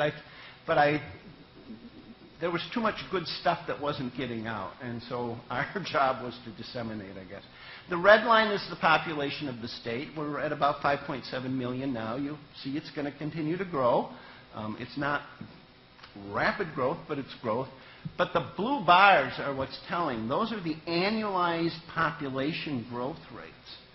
And you can see that we're definitely heading into a slowdown period in terms of the projection. One other thing that's interesting is if you look at the 90s, there was some fairly good growth there, and that's because the Wisconsin economy was at more than full employment, and we were having to pull people into the state because we didn't have enough workers. So here, this is sort of the same story in a different way. This is a projection of births and deaths. The deaths, that's the baby boomers rising, and you can see the births are fairly flat. This is what demographers call the natural increase in population. If you have more births than deaths, you're going to have a population growth, and you can see that natural increase is just shrinking over this period.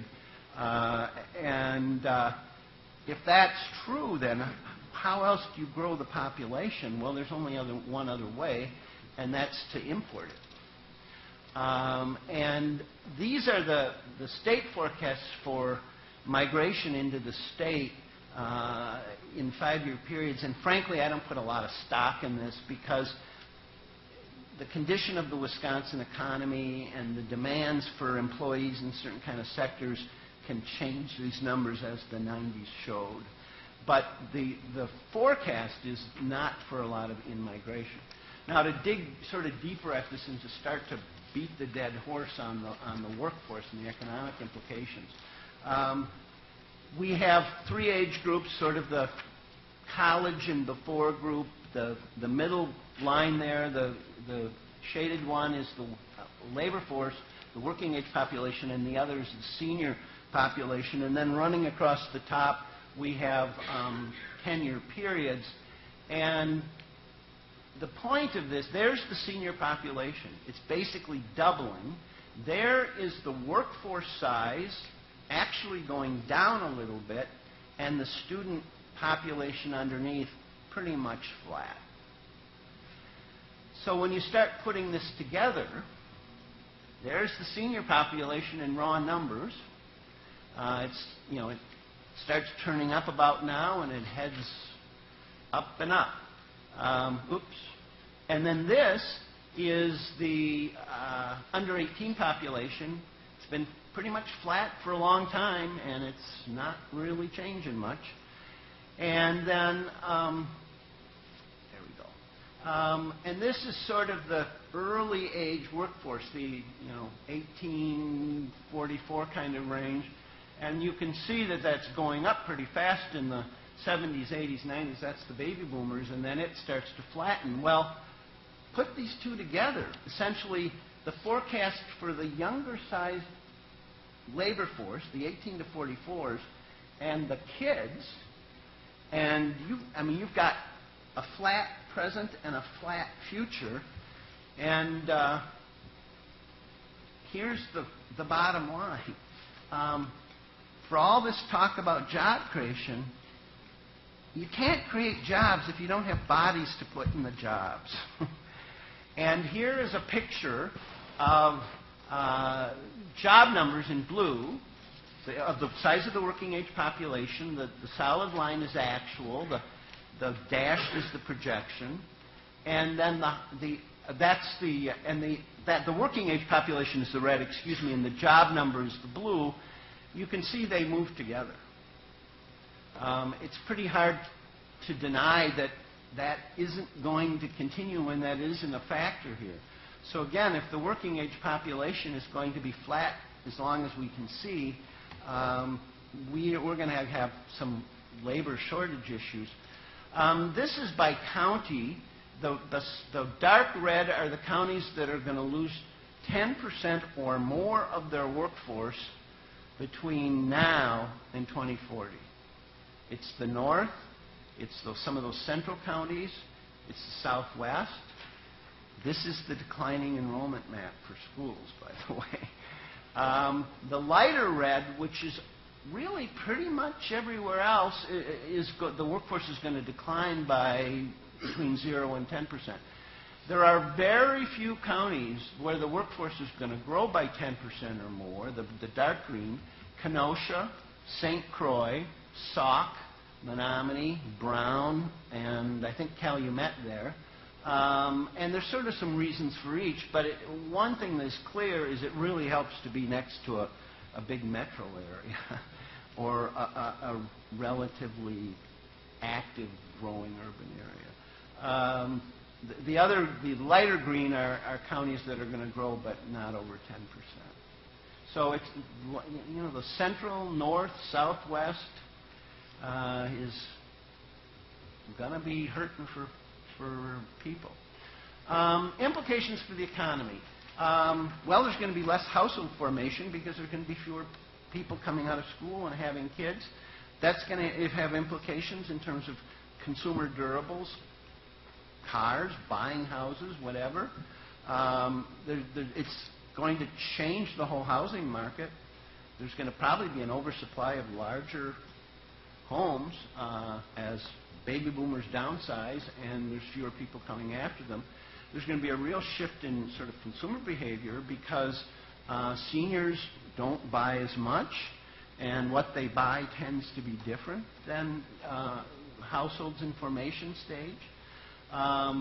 If you have a workforce that is relatively static, just the total amount of personal income and investment that's going to be churning around in the economy is not going to have the wind to its back unless we grow wages.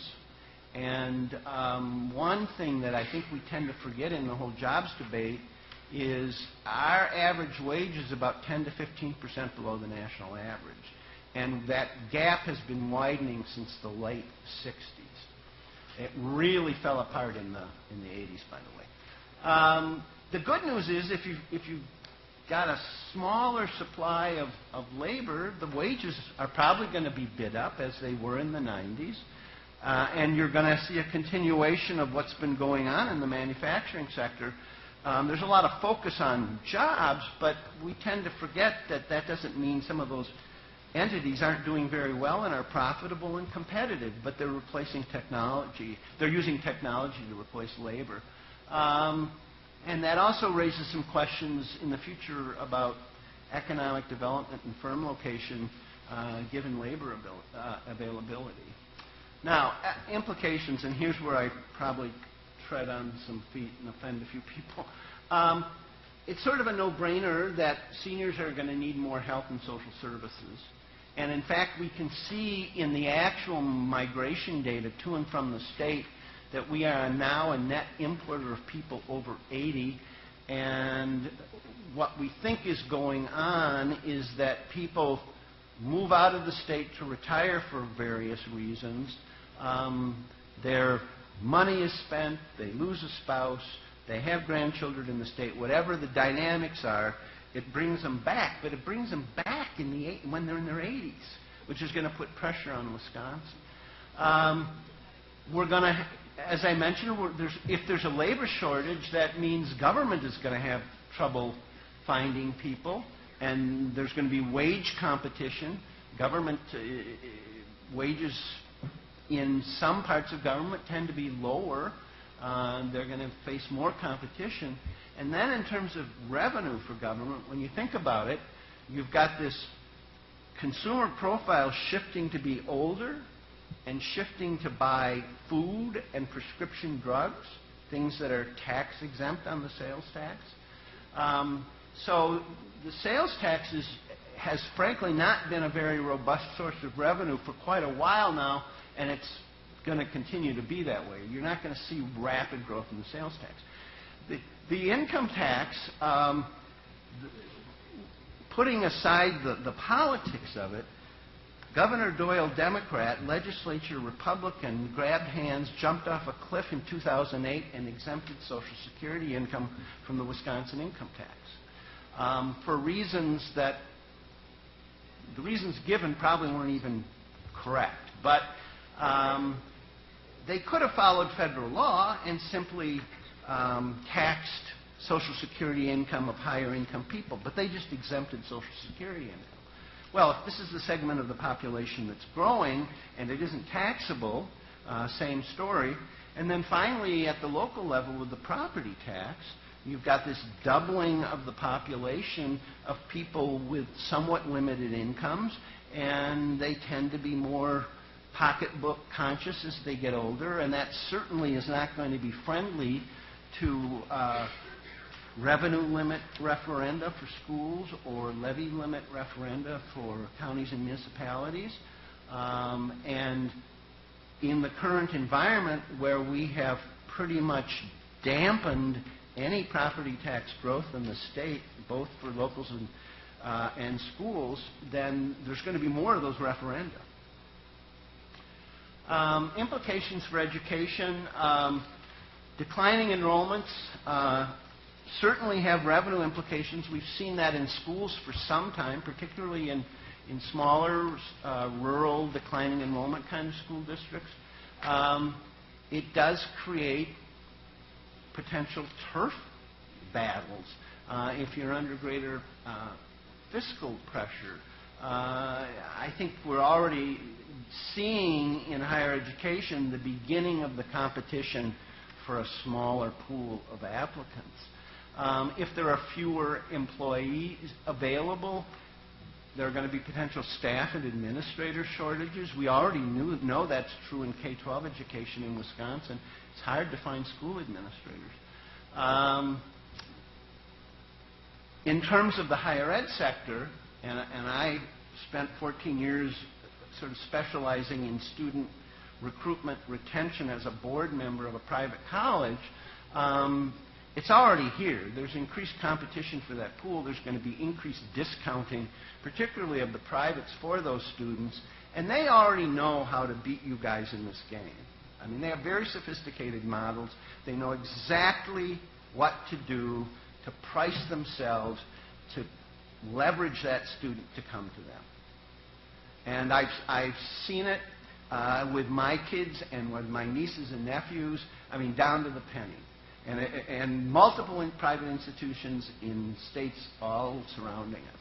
So that's coming and is here. And you're going to see some privates go out of business, too.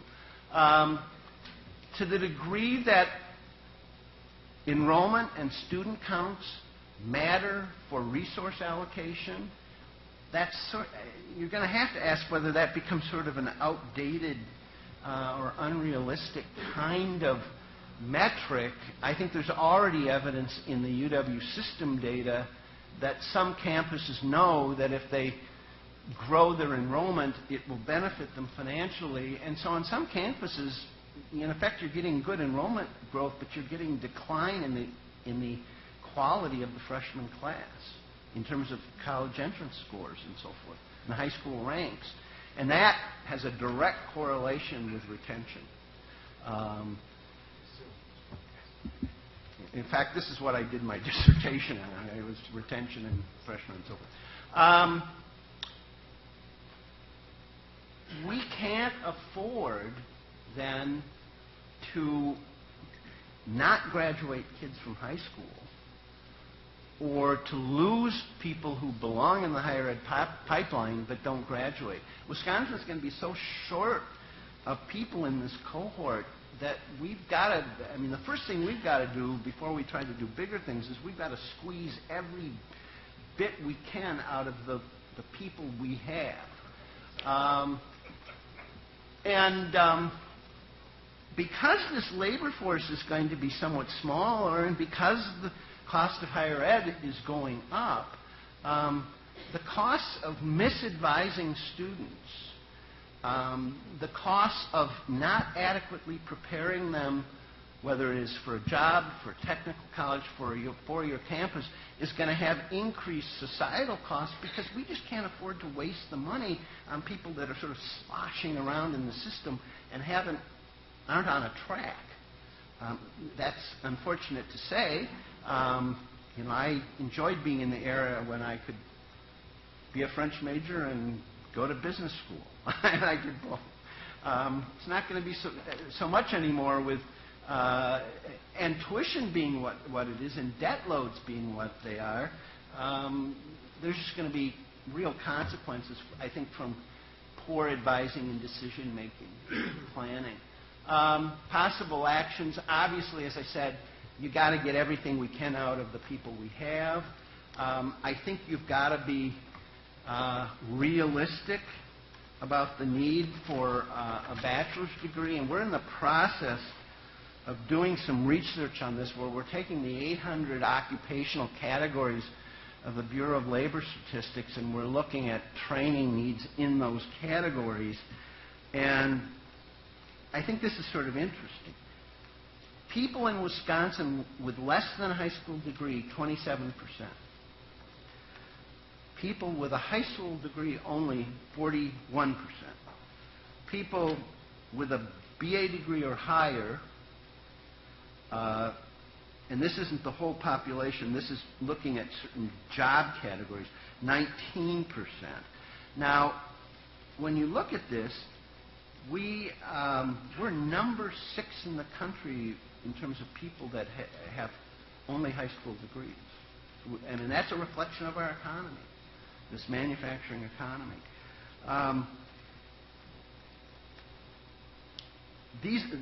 I'm misstating this a little bit. These are the kinds of degrees that are needed for these jobs. In other words, our jobs in Wisconsin require currently about 19% with BAs. Our population is about 26 to 27% college degree. I said that in a confusing kind of way. But the point is,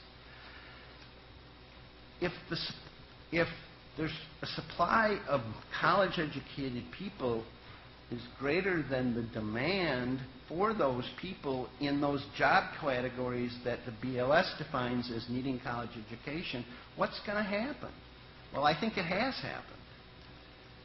The supply is greater than the demand. Wages are prices of labor. I think it has depressed wages in Wisconsin, and if there's an oversupply of college-educated people, and I know this is radical and uncomfortable to hear, then those college-educated people are trickling down into jobs that don't have to have a college degree, which is forcing the whole chain down and the wage structure down. And then, obviously, again, you've got to maximize the resources you have in terms of higher ed. I'm not going to get into this, but there certainly are paths that students can take in high school and in college that are productive and pay well, and they're very successful. And then there's some others where if you don't make good choices, you end up with a lot of student loan debt and perhaps not a job that fits your ability and training. From a higher ed standpoint, if we just want to get more labor into the workforce, then anything we can do to push people out into the workforce is going to be good going forward. A few other things. If we're losing people in rural Wisconsin, one thing we got to make sure we do, and the state policy for a decade or two has not totally reflected this, we need to make sure that the internet access and the bandwidth in outstate rural Wisconsin is as big and fast as it can be, so that people can go back to their hometowns, stay in those hometowns, and work, telecommuting. We've certainly got to make sure we're going to need every student we possibly can get, so we've got to make sure we focus on their needs and their success, and not necessarily on institutional needs. I think to some degree now the institutional needs are we just want more bodies. Is that necessarily in the best interest of a student to be going to one institution as opposed to another? Certainly something, and I think higher ed is pretty good at this, is we need really flexible work policies for senior people to keep them on as long as we can. And I can think of a professor at Madison who I've known the family for 40, 50 years, who's in his 80s and is teaching, and we should be encouraging that if they have the passion for it. We probably are going to have to think about ways to accelerate the pathway both to teaching and administration, both in K-12 and in higher ed, just because there's not going to be as many people in the pipeline. Tenure is always a difficult discussion, but it's something we might want to talk about again. And another thing that we really are going to have to think about is we are going to need as a state to probably focus more on recruiting the best and the brightest people than we are to focus on necessarily recruiting employers from another state. We're going to need really good, talented people, and frankly, the national policy now is it's very hard to bring enough of those people into the country, and it's hard for graduate students with that kind of training to stay here. I have a feeling that if Wisconsin could be proactive and make its own policies in this area, that they probably, out of self-interest, would diverge from national policy. So that's about it. Just three quick closing thoughts. This is more hand grenades over the side. It's interesting when you think about education in Wisconsin. There's no unified policy-making entity. Tech colleges are on their bottom, the UW system's on their bottom. K-12 has some state infrastructure and then is local, but unless there's a lot of talking and collaboration, there's no Secretary of Education, there's no statewide Board of Education, there's no unified higher ed system, and that's not bad or good. It just means that it becomes harder to coordinate and move things quickly. The other thing is I think we're going to have to think in higher ed, and this is something the governors and legislators don't want to think about, but I know the campuses are, and that is we all know that tax dollars to public higher ed are not share-wise going up, and yet we still have a sort of a way to govern campuses, and the system that was devised in the 50s, 60s, and certainly merger in the 70s. And this is going to offend everybody around this table, but maybe the Board of Regents should reflect its audience, its clientele. In which case, at Madison, for instance, as a Madison alum, there probably would be some alumni sitting around this table. Now, there are by luck, but not by designation. There might even be more students sitting around the table. There certainly would be some people who have been very generous to the campus around the table. I sat with a number of those kind of people on a private college board. I can tell you, in that context, we were far more nimble, far more competitive, and much more reactive to everything going on out there than generally public higher ed. And I'm just getting on the soapbox and talking, but I just saw it too many times. We could build dorms in less than a year, for instance, from architect's drawings to the finish. So that's it. I guess we're going to take questions when Reggie, after Reggie talks, and thank you for staying awake. Those of you that got bored by the charts and the numbers, now you can raise your head. Just remember the snake and Barbara Streisand.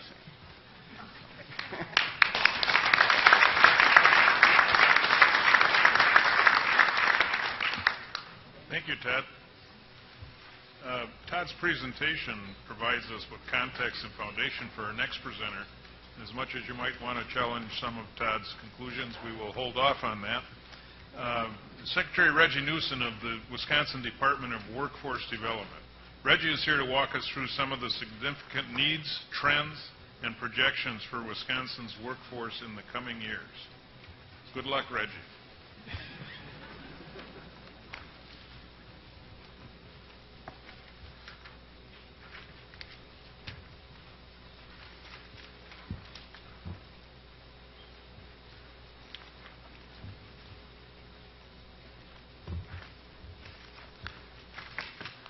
All right. Hello, everyone. Well, Todd really did a really interesting job of kind of teeing things up for us here.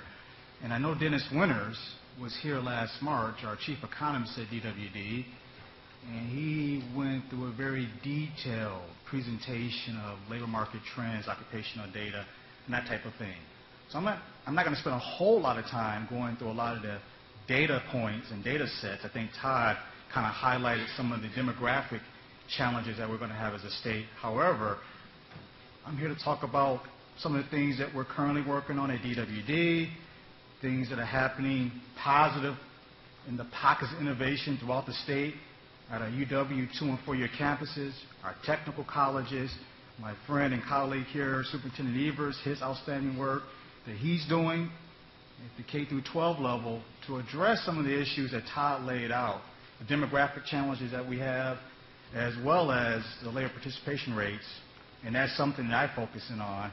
And as a state, we really have to, and I think Todd laid it out, we really have to do everything we can to make sure that every able-bodied individual in the state of Wisconsin has a pathway, good information, parents and guardians about the career options and choices based on future demand, and putting those resources in place, but also to incentivize, and I'm going to talk a lot about this in my presentation, incentivizing the alignment.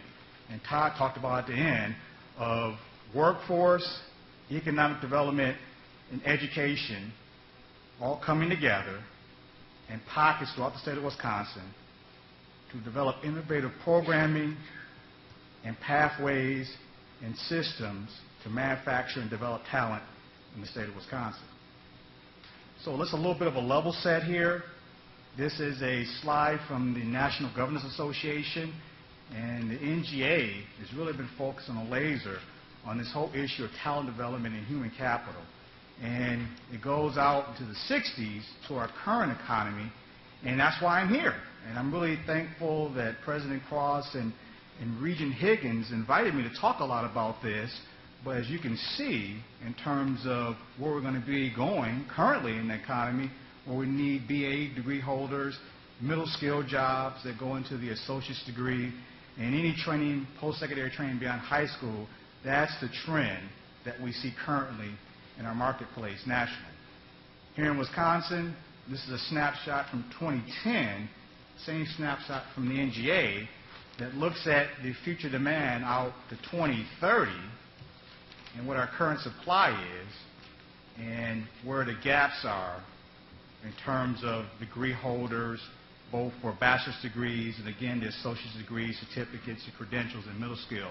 It's not completely accurate. It's not up to date because it's a 2010 snapshot, but I thought this was a good graph to have to show what we need to really focus in on. I think that's where we can start building some pathways and partnerships with the UW to start addressing this type of thing. Well, I think it's important to talk a little bit about the Department of Workforce Development and some of the transformational things that we've done at DWD, and this is a little bit of a level set about the department in terms of how we work and how we've transformed and changed our focus on talent development and human capital and changing the conversation from occupations to skills and competencies. And as you can see here, this is a snapshot of our portfolio at DWD. In the past, and you know this type of thing, that the Department of Labor provides states with a grant that comes in, and those dollars come through the state labor department, and they're granted out to regions, which happen to be workforce investment boards throughout the state of Wisconsin. And these federal dollars come in. It's a formula-funded grant that are allocated to the workforce investment boards. However, in the past and currently now, these dollars are very prescriptive. They have very narrow definitions on how the dollars should be allocated and spent. And primarily, the definitions are for upgrading skills for individuals that have barriers to employment. So they're not nimble, they're not flexible, and they're certainly not able to fit into a demand-driven model that we're working with employers to figure out what their requisites are and what they need for skills and competencies and be able to build innovative programming around that type of thing. So we've changed the focus, and that's why I'm so thankful that the governor and legislature has invested $50 million to the DWD through the Wisconsin Fast Forward effort to be able to build out demand-driven programming that's nimble, that's flexible, and we can really tailor pathway innovation around employer-specific needs. So that's where we're focused on talent development. One other thing I want to highlight, and I've heard this when we talk to our service providers, and if you ask the question of our service providers and even our staff at DWD in the past, who's your customer? You would get an answer, a dual answer. The answer would be our customers are employers and job seekers. At DWD now, our customers are the employers, the entrepreneurs, and the businesses of the state of Wisconsin. Those are our customers, and we're going to do everything we can to meet their talent needs. However, our clients are our job seekers. It could be a dislocated worker, an individual receiving unemployment insurance, or a traditional job seeker. Those are our clients. So it's a shift to make sure that we're doing things around talent development for our customers. Our economic development piece and a close focus on economic development through Fast Forward, working with the WEDC, the Grow regions throughout the state of Wisconsin, our chambers of commerce, the economic development corporations. Again, understanding, changing to a demand model from a supply model, focused primarily on the job seeker, to a demand model where we're talking to employers, chambers, economic development corps to understand what their needs are, be able to develop talent, and that goes to any businesses that are working to attract new companies in Wisconsin, to also retain and expand here.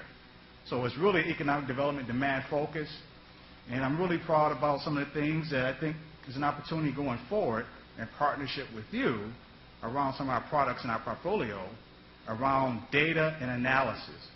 We're going to be building out a new labor market information system that will be robust, real-time jobs information data regionally throughout the state of Wisconsin that we're going to put in a consumable way for our customers, which are the employers, so they can make informed decisions about their businesses, but also to our partners in K through 12, UW, and the tech colleges. And I know Tony is going to be working very closely with us, and we have an outstanding partnership with DPI around academic and career plans. To Todd's point, what Tony's building out is that by 2018, every 5th and 6th grade in the state of Wisconsin will have an intervention where they get information about the future demand, the labor markets, wages, job openings and opportunities, and a plan to be able, as they matriculate through middle school and high school, of courses and curriculum they need to take,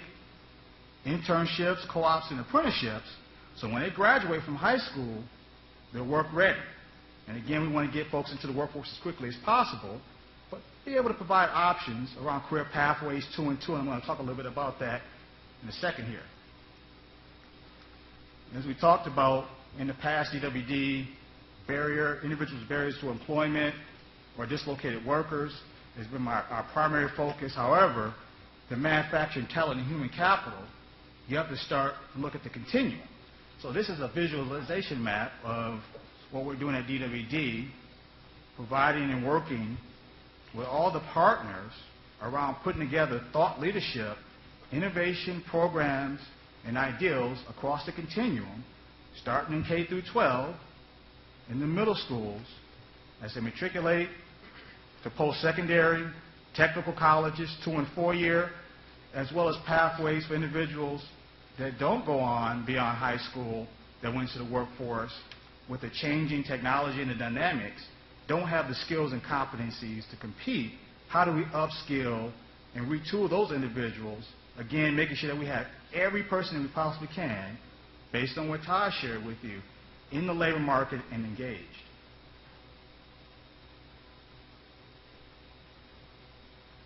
And I just want to share a little bit here with some high-level strategic drivers around this type of thing.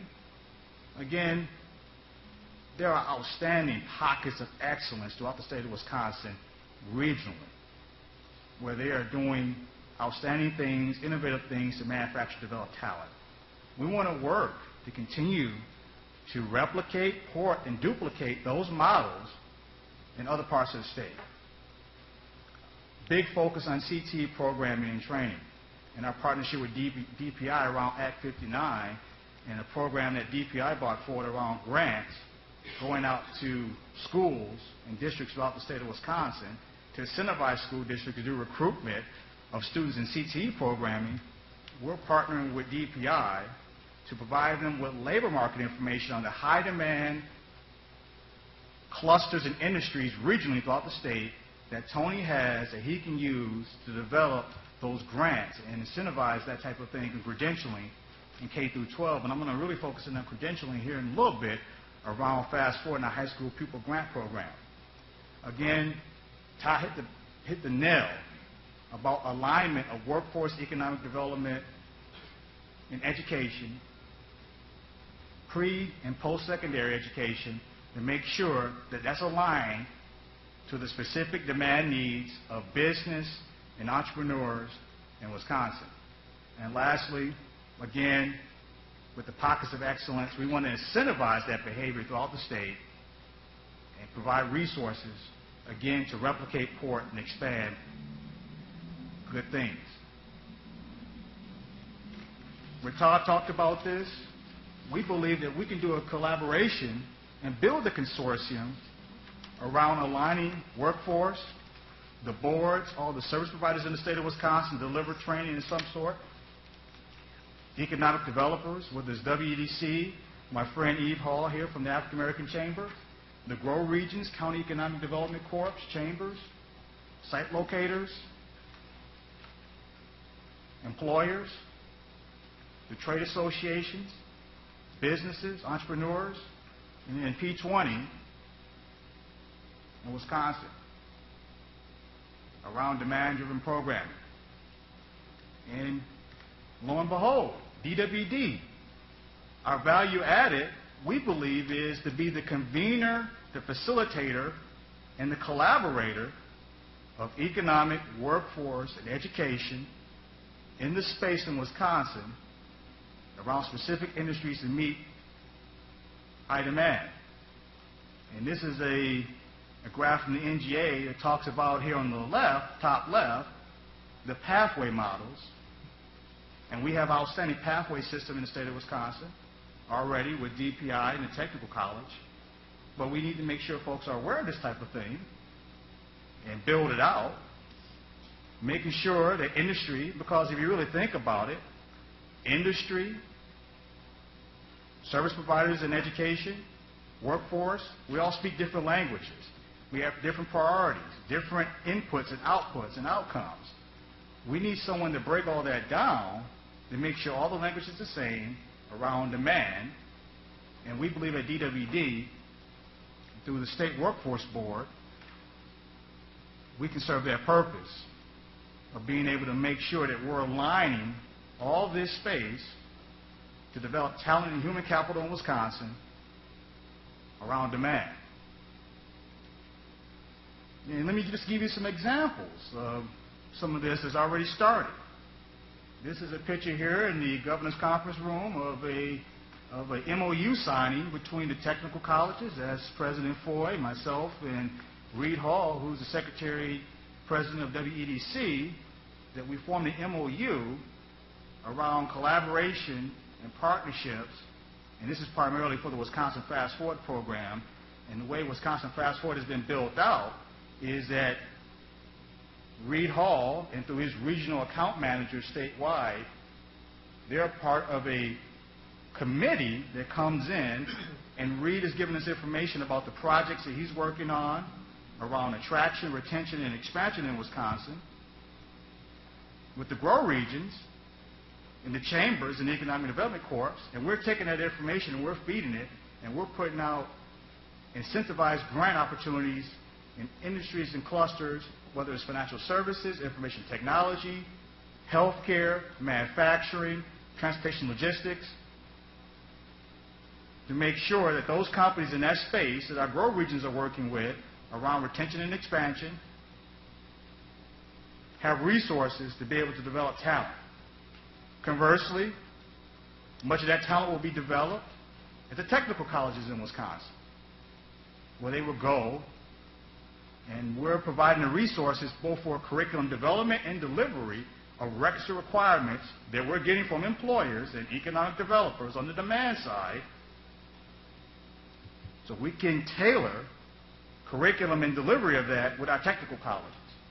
And that's the MOU and the partnership that we form with WETCS and WEDC around Wisconsin Fast Forward to develop talent in Wisconsin.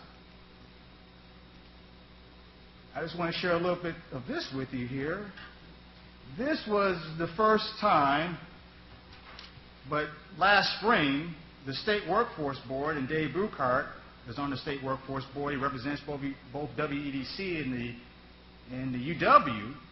We had a convening of the CWI, Council of Workforce Investment, with the WEDC Executive Board. And the convening accomplished three things. First of all, and you're all aware of this, that WEDC has put together a roadmap of how to build the state's economy. And it's around 37 economic drivers.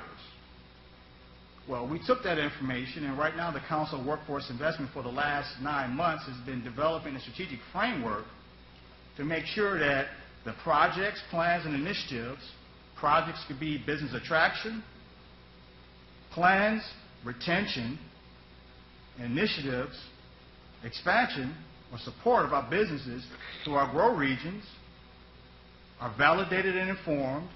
So we're taking that information based on the drivers, talking to the Grow Regions through WEDC, what are the projects that the Grow Regions are working on at a very high level, not to get into any proprietary information, because we know it's a competitive situation there, but give us a sense of what's going on so we can start building out plans and pathways to manufacturing talent in Wisconsin. What's in the queue?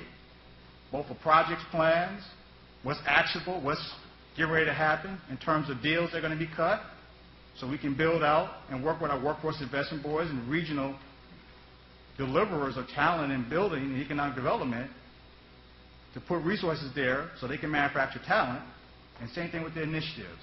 So we had that convening, again, another example of the alignment of workforce economic development in Wisconsin. This is a little small here, but I wanted to give you a sense and a flavor, very small,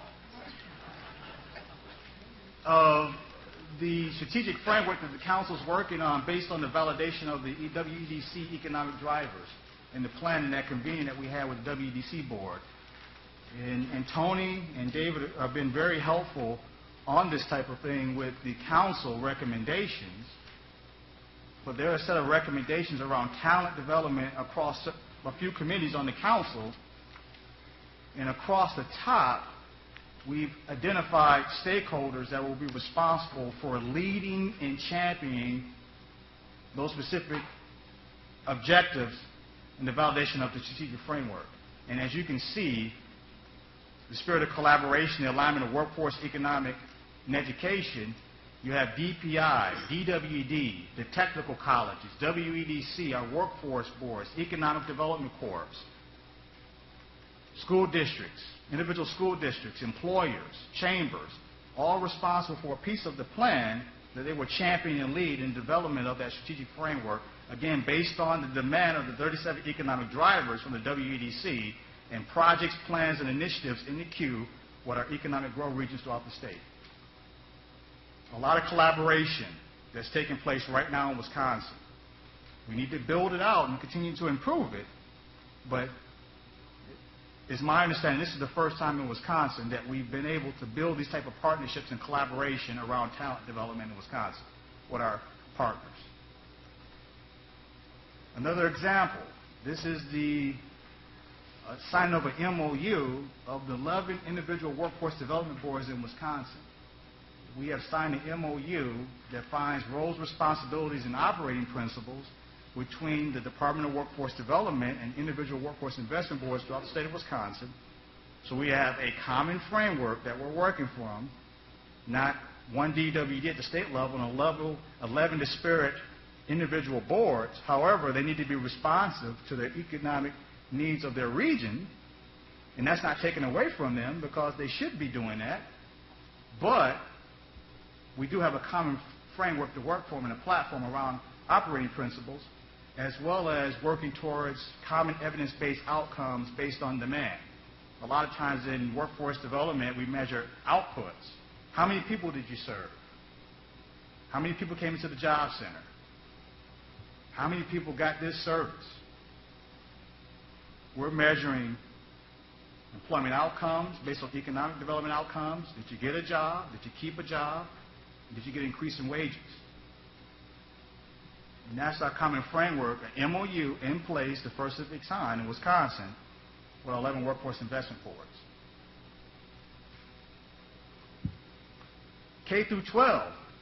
Again, as I mentioned, we have to be involved and engaged in high schools and middle schools around preparing them with the skills and competencies to go right into the workforce, but also options. And here are some pictures here, and I'm going to talk a little bit about this, of our partnership with DPI and Tony, where we're working with employers in school districts out the state of Wisconsin around youth apprenticeship and the high school pupil grant program. This picture here was down in Milwaukee at the Children's Hospital around a program called Tech Turns, which is with Bradley Tech in Milwaukee, where they're building career exploration and pathways in CTE in construction and architecture and engineering. And let me talk a little bit about the Blueprint for Prosperity High School Pupil Grant Program. As I mentioned, the legislature, the original investment of general purpose revenue, the first of its kind, is my understanding, of $15 million through Fast Forward and another $35 through the Blueprint, $50 million investment by the governor and legislature, nimble, flexible programming that's not prescriptive or formula-driven around innovation. We built out a part of it to go through high schools throughout the state of Wisconsin, and we awarded $2.1 million in the first tranche of this high school pupil grant program to 37 school districts to put 1,000 high school students throughout the state of Wisconsin, either through dual enrollment, transcripted credits. Every individual has an employer that's tied onto this. Employers are engaged, so school districts are lined up with employers in their area. The employers have made commitments to hire many of these students when they graduate, because they're going to graduate with an industry-recognized credential that was informed by the employer to the school district that we funded programming around that type of thing. So they're going to graduate with some credential certification. They're going to get work experience because they're going to be co-opting and interning at the companies. And I'll give you one example before I go into this. Down in Waukesha, the Waukesha County School District, several of the school districts in Waukesha County partnered up with the technical college down there, and many of the students, about 100 students, participated in the 13-14 school year in this program around information technology, manufacturing, and healthcare, where the students left the campus, went over to WCTC, took classes, dual enrollment, high school credits, and college credits. They graduate, they had their high school diploma in one hand, a pocket full of credits that transferred to the tech college into a 1 or 2 year degree, work experience because they were co-opting and interning, and a credential around skills and competencies. We funded this. 1,000 students right now going through this in Wisconsin. We're going to have another tranche for the 14-15 school year, and we're going to build it up and continue to scale it. But this is one example in New Holstein around CNA. And I'll just play this testimony. If you can tee that up for me, please.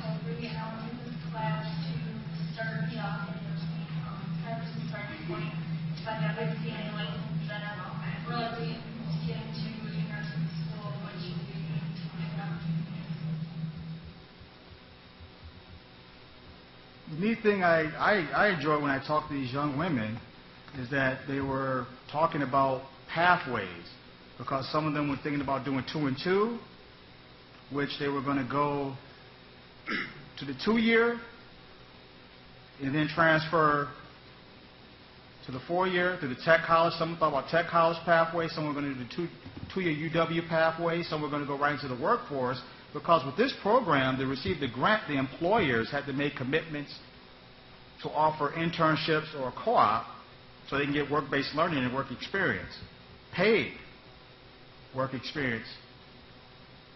And they're working in labs with the employers. And again, employers like this type of thing because they have the opportunity to onboard the young people, and employers are making commitments to hire these young people, these high school students, when they graduate from high school, because they have that credential, as I mentioned, of certification.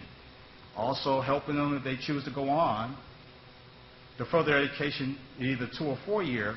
The employers are very interested and willing to foot the bill for that type of thing. This is about manufacturing talent, and this is just one example that we want to continue to scale, port, and replicate throughout the state.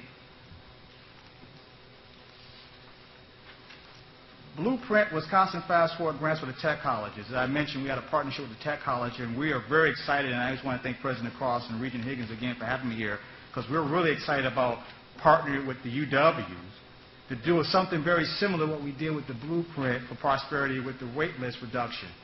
And basically what we did is that the governor, again, in the legislature, as part of the $35 million, also allocated dollars, about $27 million, that went to the tech colleges throughout the state, where we sat down and spent time with the tech college presidents, and we asked them what are the market demands in their regions, because the tech colleges have the advisory boards made up of employers that sit on these advisory boards, another example of alignment.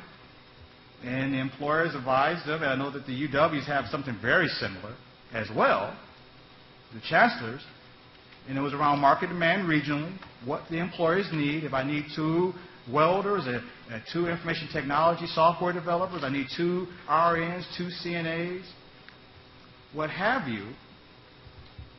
And we looked at making sure that the requests that came in from the tech colleges for programs they wanted to expand, because these dollars went to the curricular development and delivery and expansion of programming to meet demand regionally, we validated what the tech colleges are telling us from the employer perspective to make sure that that program fit into the regional industry cluster plan that the GROW regions have laid out throughout the state, as well as economic development corporations. They have industry and cluster plans, and the workforce investment boards have these plans as well.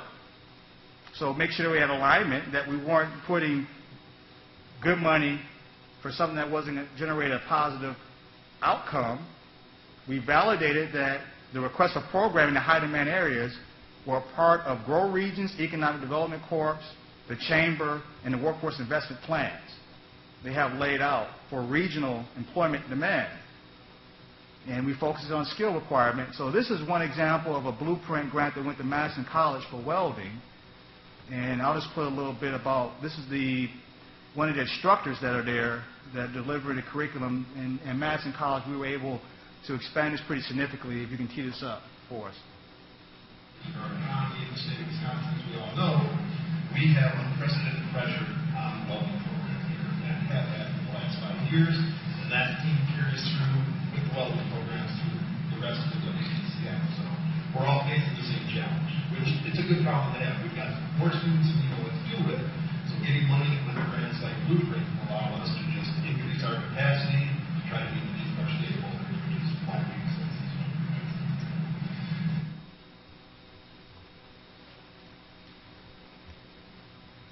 And these are just examples of grants and programs throughout the state at technical colleges around industry sectors and clusters validated in the regional plans, and the programs that are awarded to the tech colleges through Fast Forward and high demand areas throughout the state for employer need. Welding, construction, manufacturing, you name it.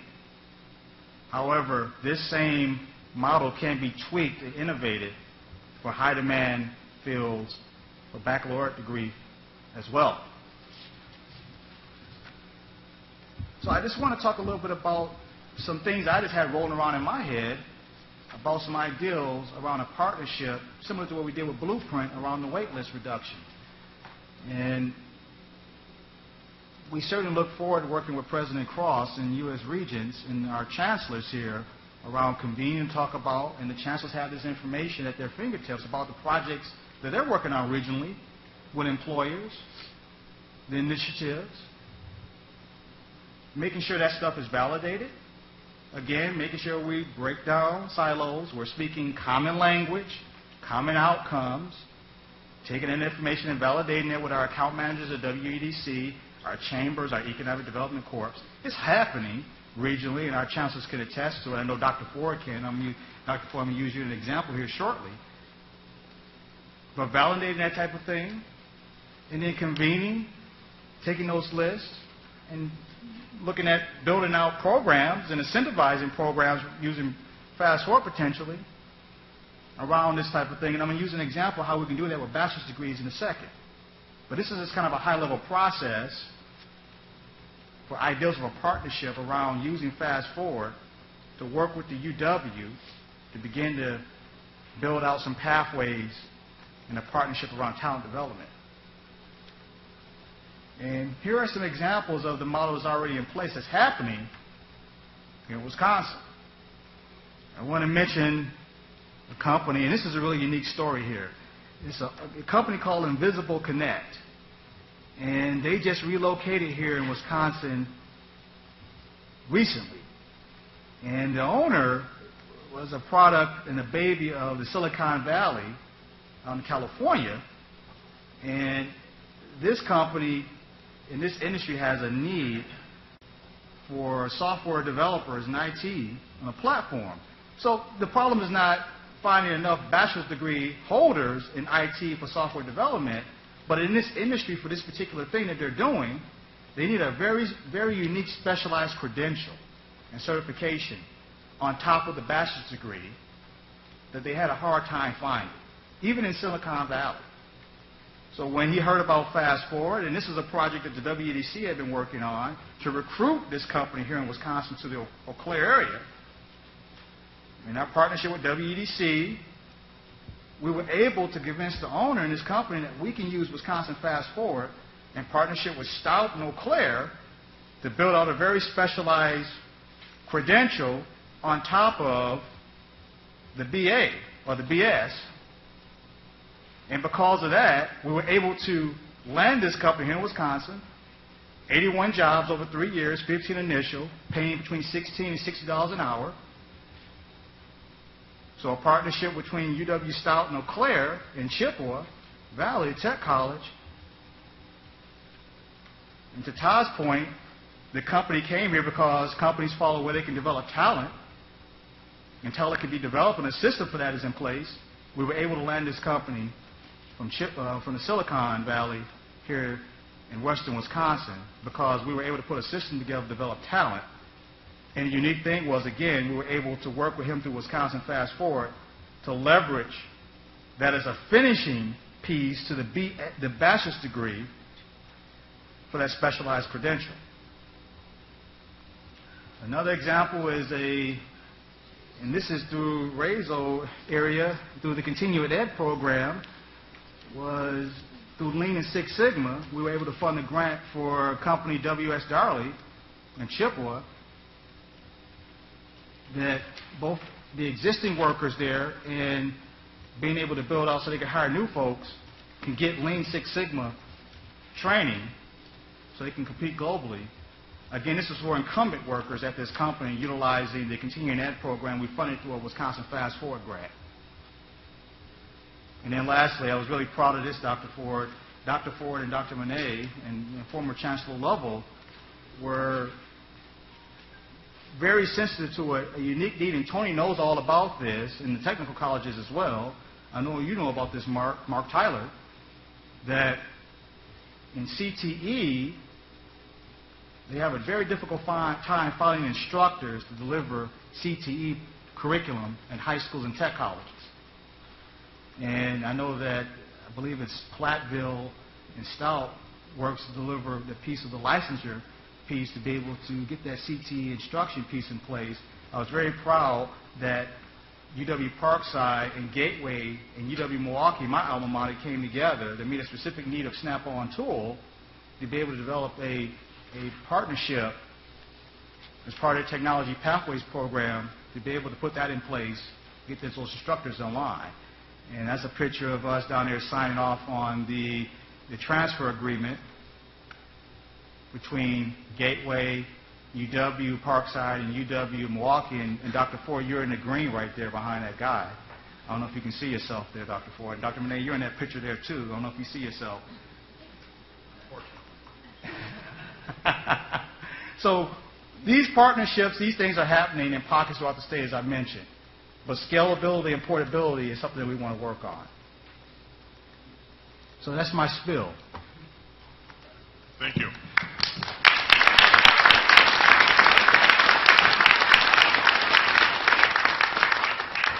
I'd like to invite both Mr. Berry and Secretary Newsom to join us at the table right down here to engage in some conversation.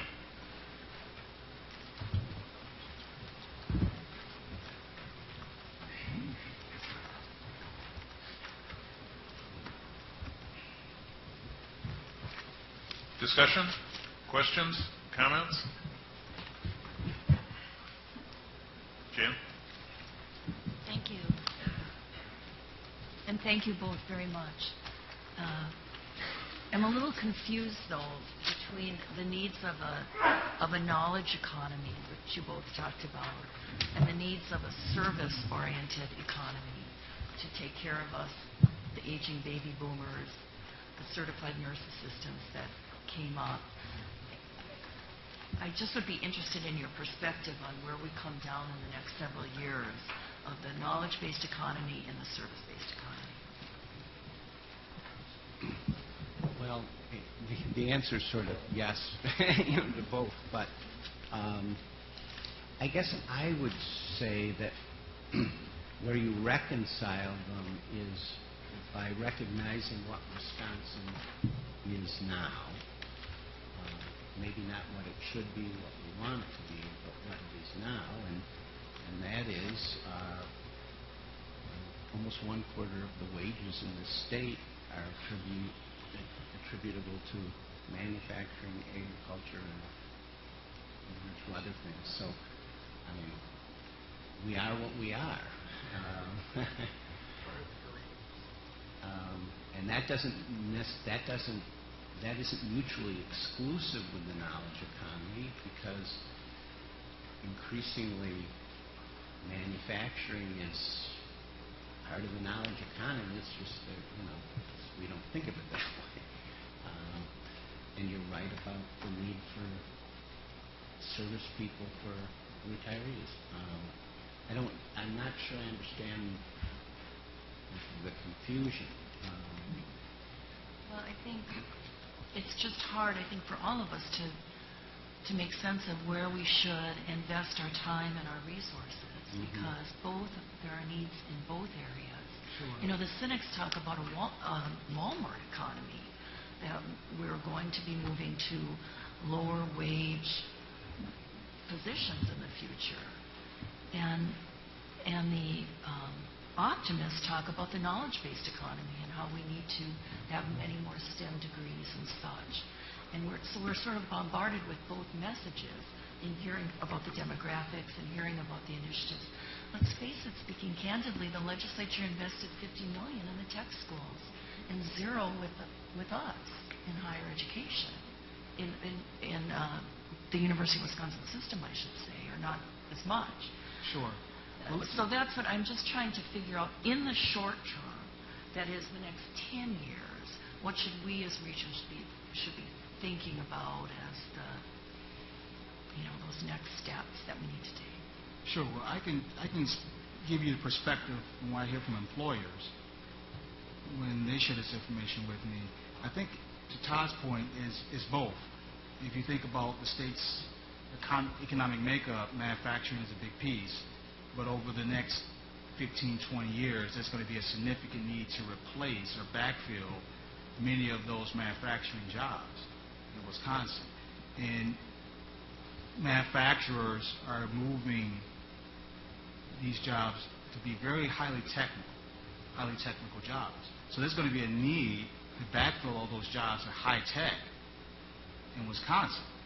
However, in the other industries, information technology and some of the other service industries, there's going to be the same need to backfill and replace those jobs too. So it's going to be a little bit of both in terms of the focus.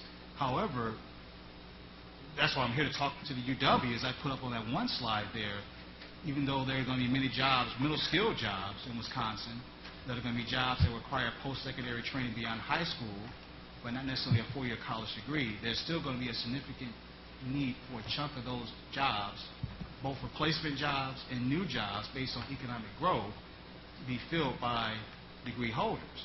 And I'm here to talk about how fast forward the initial investment went to technical colleges for high-demand jobs, but I'm here to talk about working with you around that type of thing too, but also think about this in a larger context, that many of those technical college degree holders, and we're really pushing this as a state to look at, as I talked about career pathways, and career pathways include all types of options. If you think about career pathway, the example of those young women from New Holstein I talked about, some of those, for purposes of economics, they were looking at doing a 2 and 2. And in many of the partnerships throughout the state and articulation agreements, whether it's up in UW Green Bay with the articulation agreement they have with Northeast, or the ones that Stout has with the tech colleges, many employers are saying that they like the 2 and 2 as a concept, because the 2 and 2 allows the applied learning piece in place, but also allows them to be able to finish up and get the bachelor's degree. So again, we want to look at these models and partner with you all to build that type of thing. So a long-winded answer to your question is we need to be focusing on both, because we need to have nimbleness in terms of those pathways. Thank you. If I could just follow up very quickly, and really more of a comment to my colleagues. Thank you, because you both did such a great job in pointing out where the need will be. And I think it's been helpful to me to think about, if we were given $50 million in the next 2 years, what would we do with it to help answer those questions? Can I just follow up on what you said? Because I think there is a piece that's sort of missing here that really goes to the heart of what you were asking, and that is, if the desire is to create jobs in the state, it's important to recognize that there is a strong correlation between employment and new firm creation and startup and growth trajectory kinds of firms. And we, as a state, don't do very well in that area, and haven't for a very long time. Manufacturing, although it's our bread and butter, is not going to be a great creator of jobs. So we, in a sense, have to create new sectors. And I don't mean to belabor the EPIC example, but that's an example. And I think that means, in a higher ed context, doing everything we can to encourage risk-taking and innovation and so forth. And I know a lot of that goes on in the engineering and B schools. Yeah, and I want to thank you. These answers to the questions, I was a little confused too. And let me just tell you what my biggest concern is. Of course, we have to do something about the economy, and of course, jobs are important.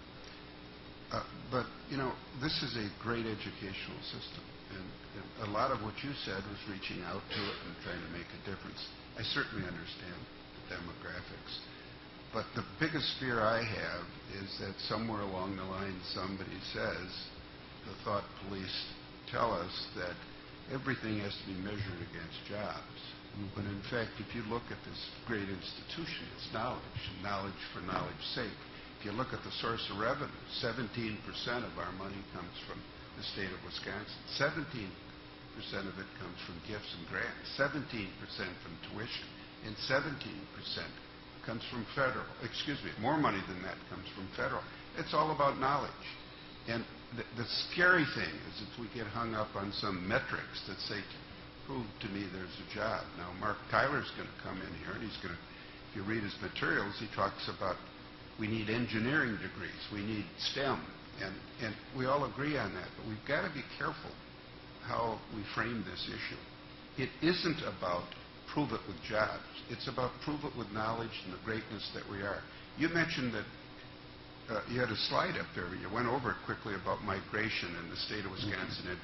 predicted a big migration next year. You say, well, that doesn't really work because you don't know really what the business development is. I was the first attorney for Epic. I've been there from the beginning. I mean, you talk about migration.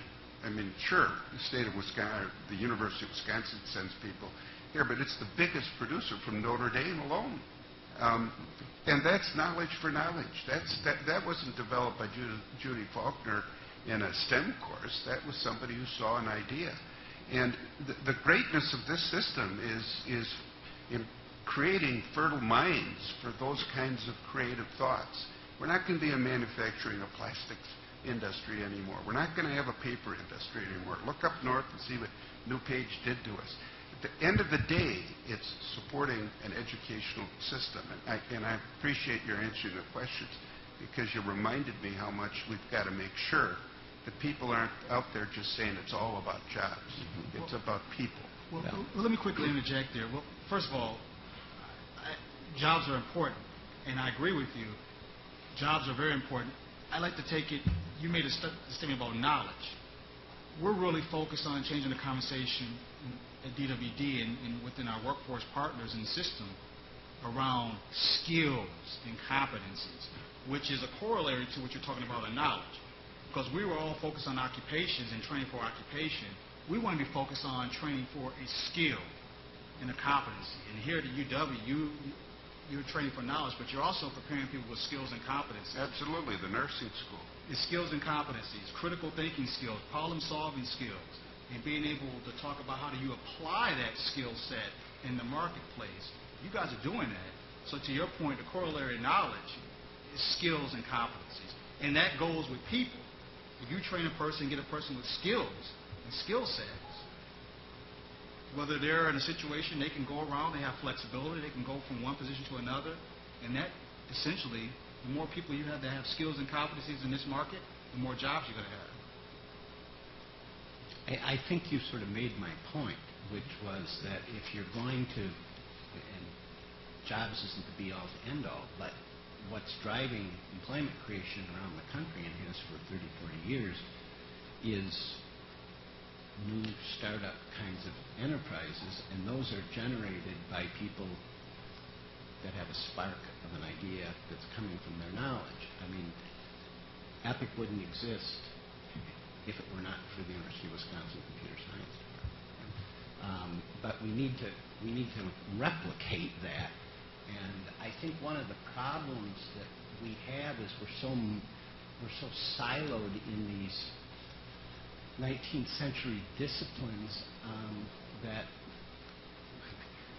we don't. I'm not sure we're enabling and encouraging these millennials who are incredibly entrepreneurial to sort of seize the brass ring and go for it.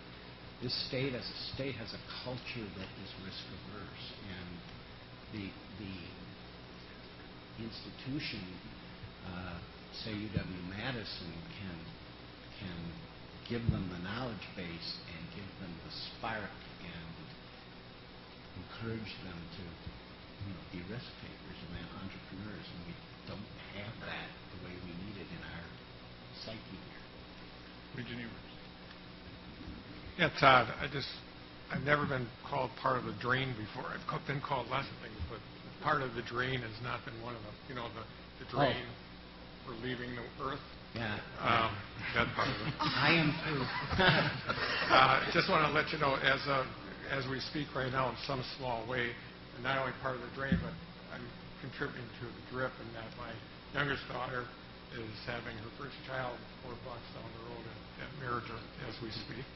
And her position is her sister, older sister, who is obviously an OB. She has 5 kids. So we kind of replaced the Evers clan. But I just want to shout out for Reggie. I know he had a few shout outs for me there too. And what you said last was really critical. This first of all, we all talk about the need to kind of collectively work together as a system, as a state. And DWD and Reggie has done a great job of that. We are working well together. But the issue to me has never been around jobs per se, but it's the on-ramps, off-ramps at need to exist so that it, as you say with the CME, and I see this every single day, that students, they're going to change their mind and where they want to end up. And as long as we don't have off-ramps be dead ends and really places to go to an on-ramp for new skills and new places for them to be, young people to be, that's the critical thing. Because if we have those ramps that have dead ends, we're screwed, frankly. And so I appreciate those comments, and I think that gets at the issue of either or, because we just can't look at it either or. Right. Yes. If I could, I'd like to echo some of the comments of Tony as well, particularly as it relates to DWD. It starts with, and I think Regent Walsh articulated the difference between the tech college system and the university system. But when you look at what DWD has done in the last 24 months, maybe even a little bit longer, it really changed your perspective to be more of a catalyst for success. The focus on being demand-driven has really been of tremendous utility to the tech college system. There are challenges with the Blueprint grants because they're one-time dollars. They are not sustainable. And so that's difficult for the tech college system to contend with. But I think when you look at some of the comments that we hear from our policymakers, even as early as this morning, talking about continued tuition freeze. At the university system, the focus needs to be on the students. And research is okay, but it should be focused on economic development, not social issues. And our budget request is going to be challenged.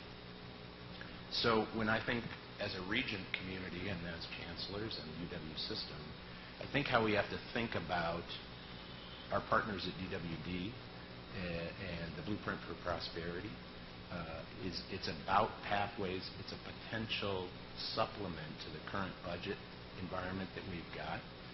It's not ideal, and it's not a wholehearted solution to our financial problems, but it's an area for us as chancellors and as a system to think about how can we partner in given areas that is going to drive our regional economy and drive the success of our universities. And so I think we should be thinking about this not as the be-all, end-all, because it's not enough money, and it's not the right approach for us to take as a knowledge institution. But think of it as another tool in our toolbox that we have to be nimble and creative about.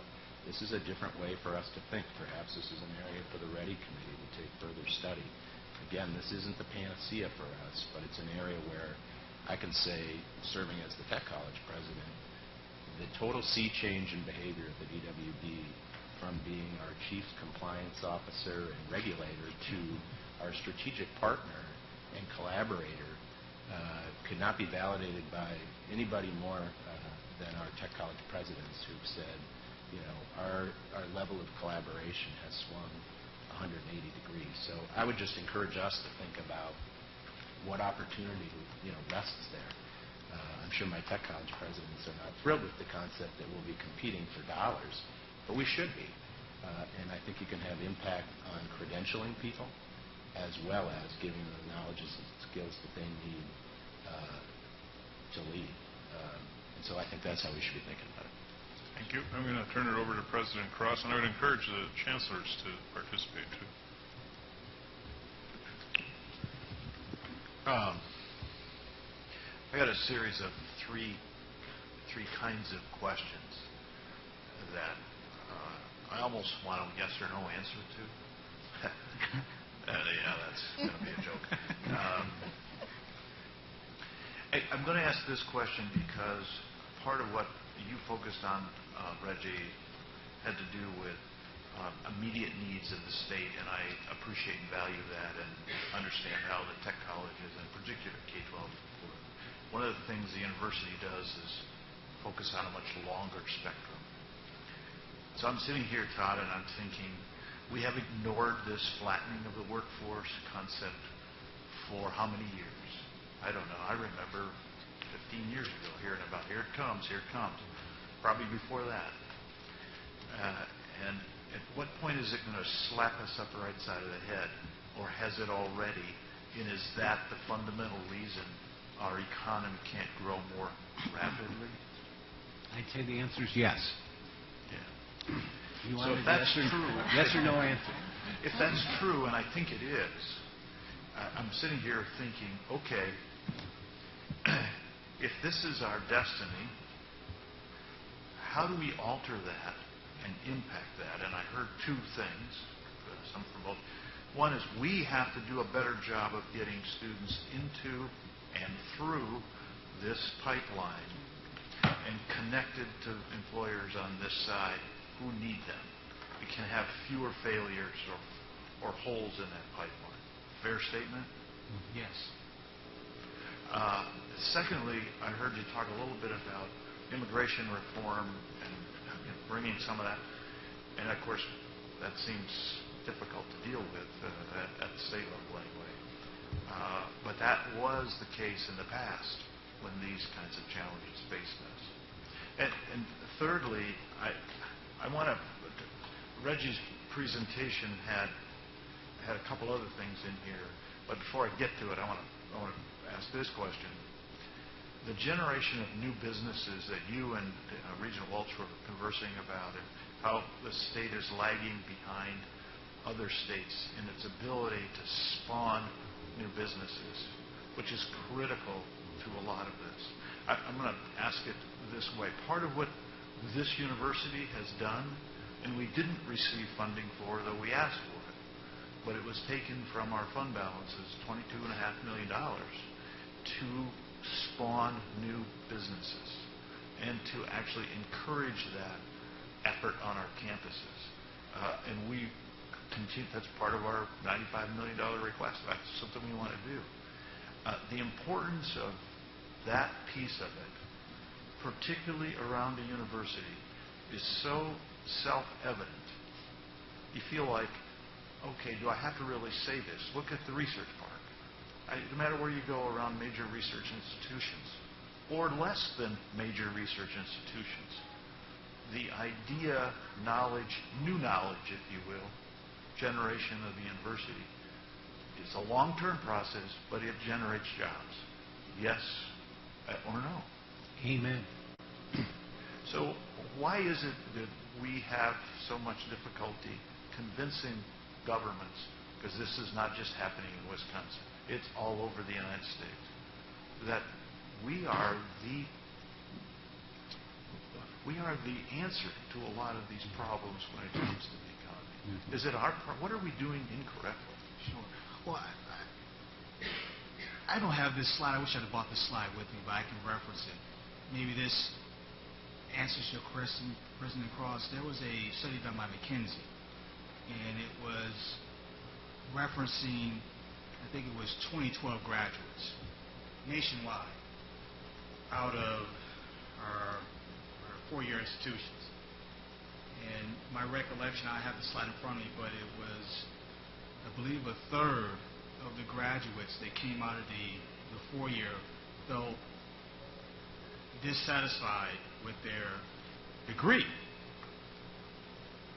Another fourth felt that they were overqualified for jobs that were available in the labor market based on the degree they had received. So it was a disconnect between the students and degrees that they had earned and what the labor market was bearing out. And I think policymakers may be responding to that type of thing because it seems to be this disconnect. A lot of the disconnect goes into what we talked about, the stuff that Tony is working on around making sure along the pathway model that both students and parents and guardians are informed about the labor market and the demand. And if you look at it, again, based on some of the data that I've seen, that there's a large, huge chunk of the labor market that will be middle-skilled jobs. And those jobs, most of those jobs don't require four-year, but it requires credentialing, training, post-secondary, beyond high school. The chunk that do require the four-year, and I saw your information that you sent over today about the engineering graduates in the UW, that there's a disconnect, again, of what employers need on the back end for the graduates. But even on top of that, and I'm glad Regent Peterson talked about this, what I'm hearing from employers is that degree holders, that's great, but they really want them to have practical, applied skill sets and knowledge. As I talked about the problem solving, the critical thinking, that type of thing. And that's why I think the opportunity may rest with Fast Forward. I use the term finishing school, but there could be an opportunity that you leverage Fast Forward dollars. You take a graduate, just like the company I mentioned in my presentation that had access to these IT graduates, but they didn't have that special credential. They didn't have the applied skills that they needed. They took that investment. Now they're building out a finishing school on top of it. That could be some opportunities there to really plug and play in that space, working with the Regents around their special, the chancellors around those projects to really make sure that lines up. I think a lot of it is a disconnect, and I'd be happy to share that information with you about the study. But that's what I'm hearing. I'm hearing that from employers. I'm also hearing that from job seekers throughout the state. You were really asking sort of a political question, so I'm going to give you sort of a political answer. And that is that, I taught in the School of Education and the Follett Institute here, and occasionally had students read a paper that talks about this, and that is that in state budgeting situations, Medicaid is the driver now, very much so in Wisconsin. And before that, it was K-12 education. And if you look at the current biennial budget, all the new money went to Medicaid or to some aspect of K-12 education, but especially Medicaid. And what the higher ed research shows is that virtually every state, and I'm sure you know this, uses higher ed as sort of a escape hatch during recessionary times, because it knows it can turn the other way, our legislature can, and you folks will increase tuition. Now, the present aside, that's essentially what happened in the last 10 years. As the state support didn't go anywhere and the tuition rose. So when you have another source of revenue, you suffer to some degree. One other observation, I think it's a great irony that the state government created the university system in order to eliminate duplication and so forth. And I think on the whole it's been fairly successful. But what, from a political standpoint, has happened is what state decision makers see now is a university system. This nameless, faceless, studentless entity, which they created to do certain things, and it did it. But if there were no UW system, if there were no WSU or UW system, and each campus had its own board of directors, governors, trustees, regents, whatever you call it, the whole political dynamic would be different in the legislature, wouldn't it? Because they'd be fighting for pork, in a sense, for their districts. And I think the proof of that is when there was brief discussion about closing two-year campuses back sometime, everybody ran to the ramparts to protect them politically. And we saw that a little bit with the whole Madison, rest of UW system dynamic with the governance issues. Just a comment in response to that. I worked in Michigan for 14 years, and they have no system there. And the competition for pork was very palpable, and those institutions that had legislative representation that was powerful in the legislature benefited greatly. Had nothing to do with reality or need. The second part of this final comment is, Reggie, in your materials, which you didn't share, which talks about the the need for BA degrees and bachelor's degrees in the state and in the disciplines. I'm going to tick off a few of them. Okay, registered nurses, probably the largest demand, registered nurse projected.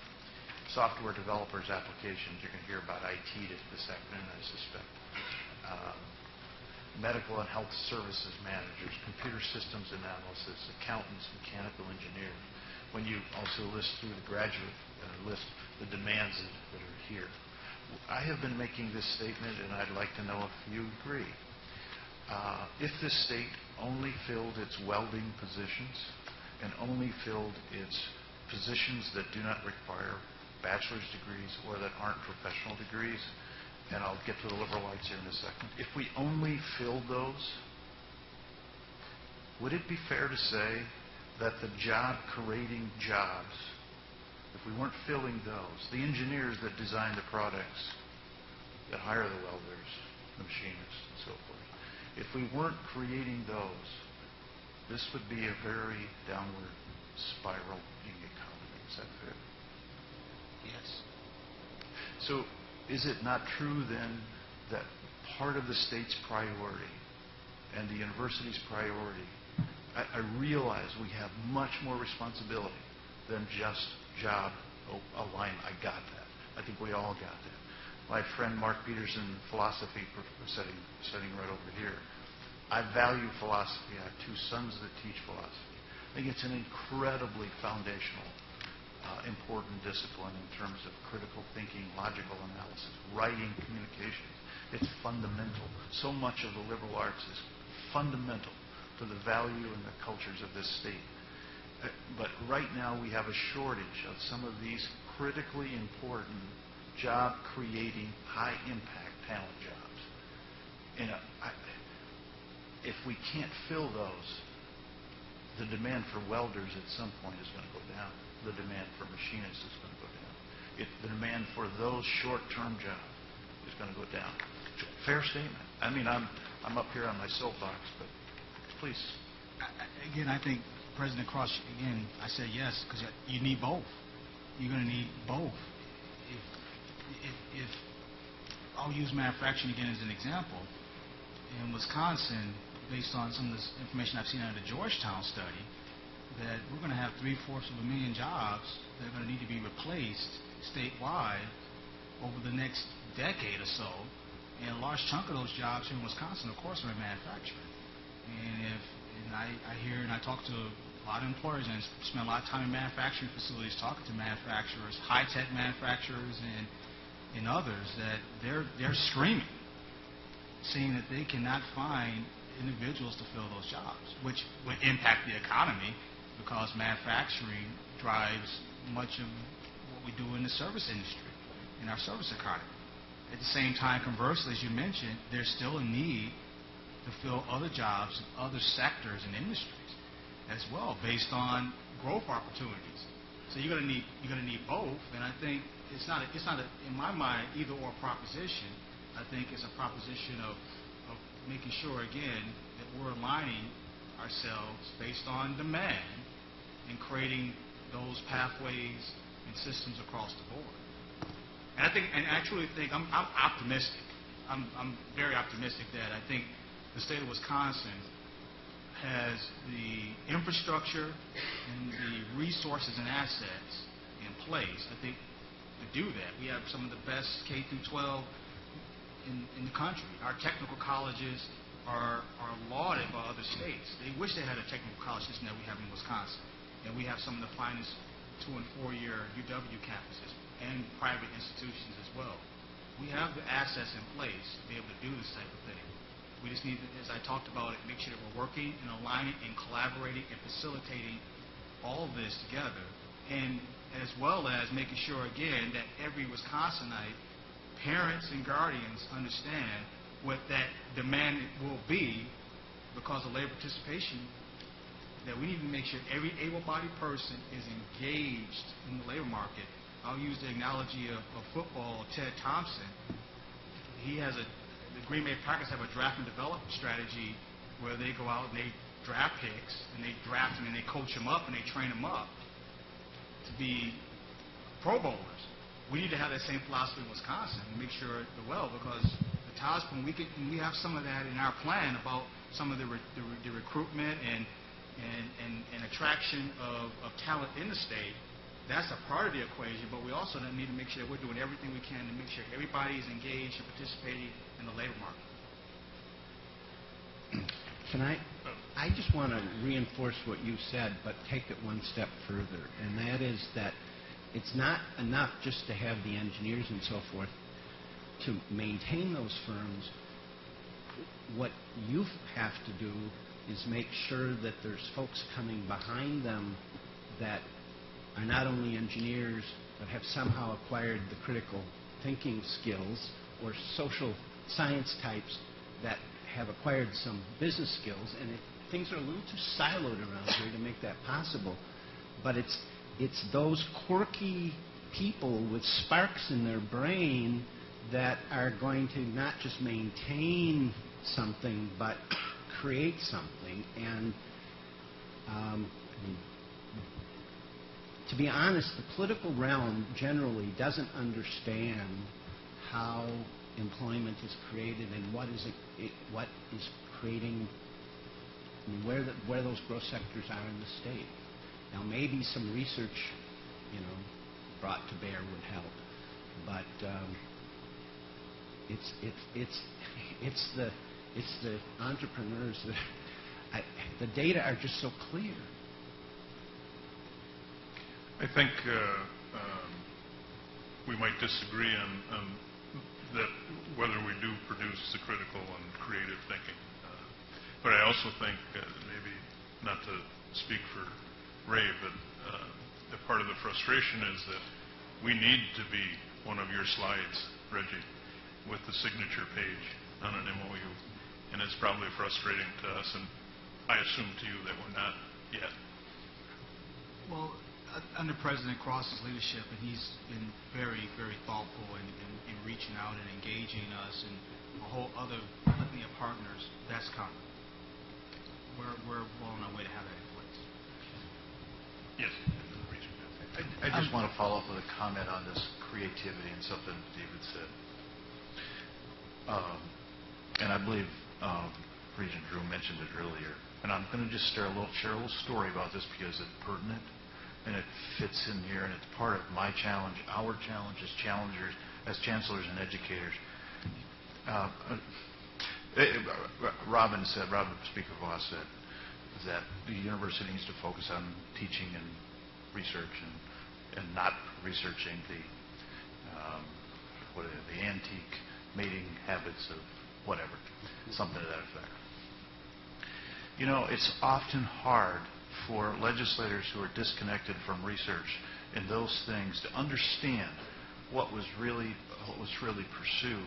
I remember having to defend a faculty member who was studying the gut bacteria in a particular beetle in Costa Rica, in the canopy in Costa Rica. And I remember saying, some legislators saying, what the heck is going on? I don't understand all this. This particular beetle, the gut bacteria, was the most efficient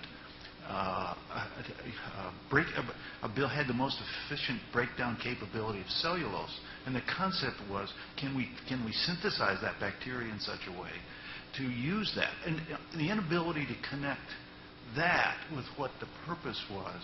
And who knows, maybe the antiquated mating habits of whatever could lead us to a major find. And that's part of what's hard for us to understand. That research side of the university is so important to that entrepreneurial piece that drives our economy. And I'm sorry, I had to get on my soapbox. You don't know which good idea is going to be a great idea. I'm trying to reconcile all of this discussion with, I was at a breakfast yesterday, and one of the presenters or panelists was an angel investor, and he emphasized that he was at the early stage of investment. And essentially what he was saying is, I'm at the stage where there isn't any revenue, there isn't any profit. In some cases, we haven't even gotten the full idea of what we're investing in, but we're in there. But what caught my attention was his description of the state of Wisconsin. And the essence of his description was, we seem to be very conservative when it comes to venture investments. And he was almost kind of implying that this is very Germanic, we got to see it, we got to, blah, blah, blah. And his concern was, this is not healthy for the state, that we are very conservative in the way we invest in entrepreneurship. And as I'm listening to the discussion this morning, it's clear to me that, and I think, Todd, you were the one that was saying, we cannot just, we've got to have the combination of the talent pool, but you also have to have the businesses that are ready to hire or that want to come in here. And I guess where I'm going with this, and I'm not sure if it's going to lead to a question or even for you to comment on, is what this angel investor implied about the state of Wisconsin also reflected in our legislative policy relative to investing in entrepreneurship. $50 million, while it may sound like a lot, in the scheme of things may not be, but only a drop in the kind of investment that the state needs to do if it's really going to both create opportunities for entrepreneurs to come in, for those that are here to really ramp up, and for the institutions to do much more in preparing the workforce. So was this angel investor kind of somewhat correct of the Absolutely. environment? Absolutely. I mean, if you look at, we put out an annual report that benchmarks the state on 33 measures, one of which is venture capital disbursements per worker, which of course is later in the stream. But I mean, we're way down there, and way below Minnesota and Illinois, not to mention the coasts. And what the double whammy there is, not only is not enough capital available, but then if you have to go to the coasts or to Austin or whatever for the money, the danger is that they're going to say, okay, I'll give you X dollars for 30% of your business, and then a year or two later they say, well, it's a pretty big investment. We need you down here or over here. Why don't you move, your leadership team? And that's the beginning of the end. But it's to a bigger question. It's not just conservatism in lending, which is not all bad, by the way. We lived through the 08 period better. It's a cultural thing. I don't know whether it's crusty Germans, Norwegian bachelors, whatever. But we do have this cultural thing. We don't champion success. And we aren't happy for people that succeed, and we are too hard on people who fail. And the university system is almost uniquely positioned to change that culture by the way its students get energized about ideas and research and so forth. So I think there really is the university shouldn't be figuring out how to fill today's jobs. It should be figuring out how to spawn tomorrow's quirky thinkers that are, some of whom are going to succeed and some of whom are going to fail, but we gave them the foundational stuff. We taught them how to think. We taught them how to problem solve. We taught them how to innovate and create and brainstorm, which I don't think we did. I'm going to go to Regent Walsh, Regent Hall, and then I'm going to give the last comment to Chancellor Gao. And I'll be brief. I just want to make sure my earlier comment was, or focus was that, yes, we have to be concerned about job development. Of course we should do what we can. We're certainly part of the solution. But we have a bigger mission than just that. And it won't do us any good if the thought police are running around telling us what to teach and telling us what we should do based on a metric that is just a small piece of it. It's fascinating to me that the University of Wisconsin-Madison has more money coming in from gifts and grants, people proud of a great institution. And why are they proud of it? It's not the football team. It's because of the knowledge we produce, knowledge for knowledge's sake. I'm involved in a number of research projects, mainly having to do with epithelial cells and ganglion cells, and I won't bore you with it. But we are going to win a Nobel, and we're going to make a difference in this world, and that's what John Morgridge and Ted Kellner and people like that think about this university. And that's part of business development at its core. And that's really what we're about and what the comprehensives are about and UW-Milwaukee is about. And we're also maturing young people.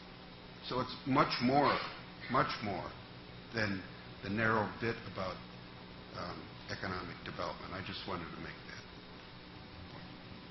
Regent Hall. So I look forward to the collaboration between the Regents, UW system, and DWD. I want to commend the collaborative effort because we do work in silos so often. At one point, there was a ratio. It was 400 students to one guidance counselor in the high school.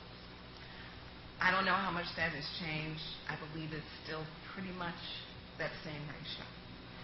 So what I would propose, I think it is great, this 5th, 6th grade individual plans, because what often happens is we miss capturing the interests and strengths of students early on and connecting them to the right 2- or 4-year institution to even think about what pipeline, what channel they need to go to. So what if we also looked at how we increase the numbers of advisors, which could be more educators, more guidance counselors, more employers who become our partners, and we continue that conversation. It starts in the elementary and we strengthen it however we can. But we also look at middle and high school to continue that conversation and strongly, again, connect K-12 with post-secondary. Because once we identify our students who have the interest, then we look at what the demand is and how we connect it. And that's, again, how we maximize our human capital in the state. So something for us to think about. Thank you.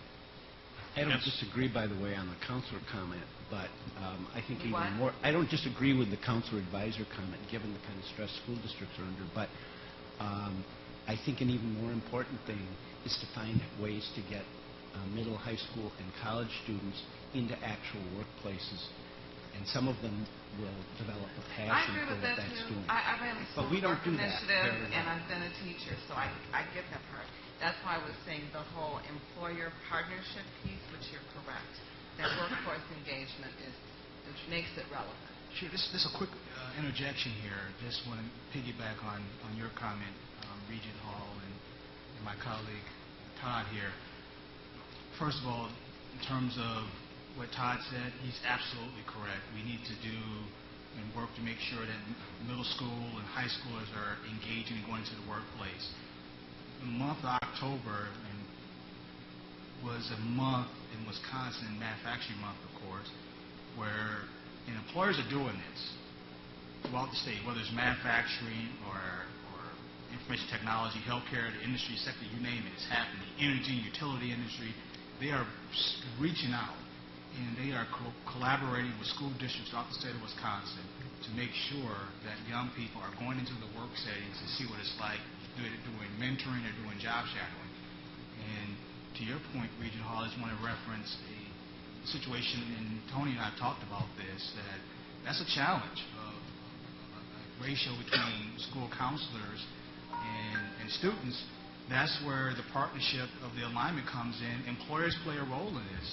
My Life, My Plan is a pilot project I reference as an example in Milwaukee with the Milwaukee Public Schools, Waukesha Schools, and South Milwaukee High School districts, where we work with the Greater Milwaukee Committee and the Talent Dividend to have employers invest their time through their philanthropy to go in. They're not trained and certified school counselors.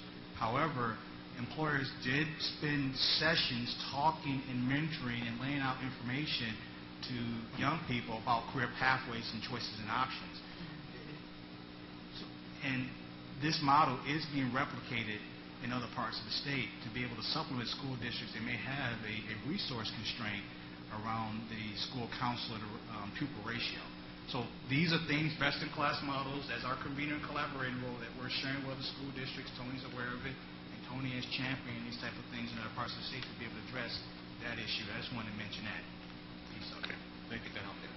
Chancellor Galvin. Yeah, I just wanted to pose a question to Todd Berry. In light of the trends that you've outlined so well, do you think it would be beneficial to enable the Madison campus to enroll more out-of-state students?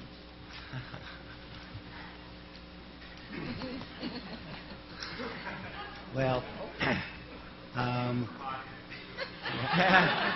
well, I mean, let's face it. We know that the more out-of-state students we have, the more we can support our in-state students. That's something the legislature doesn't get.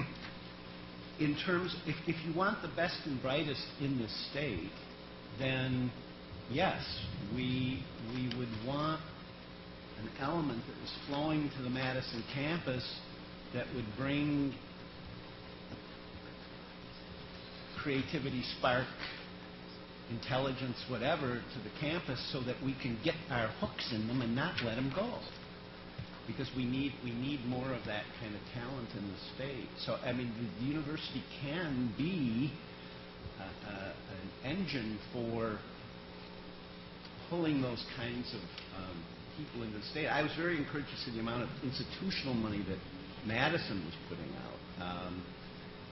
And it's too bad. I mean, the one place where I think, regardless of what the state does in terms of funding for the system, we need to step up in terms of financial aid, too. I mean, some of that could be used for those kinds of purposes. I don't know if I responded here. Driving and spreading around in-state enrollment and centralizing on out-of-state interest, growing everything. Well, we know that there are going to be places in the university system because the enrollments in schools in the state have been dropping for a long time, and the birth rates aren't going to change much. So there are spaces. We just got to make sure that people understand that if a Wisconsin kid wants to go, there's a seat for them, because that's where the political problem starts. Okay. We're going to break. Thank you so much. Before we do, though, any update on your contribution to the population growth of Wisconsin? Both of my daughters are together, and it's happening as we speak. Oh, my goodness. Whoa, way to go.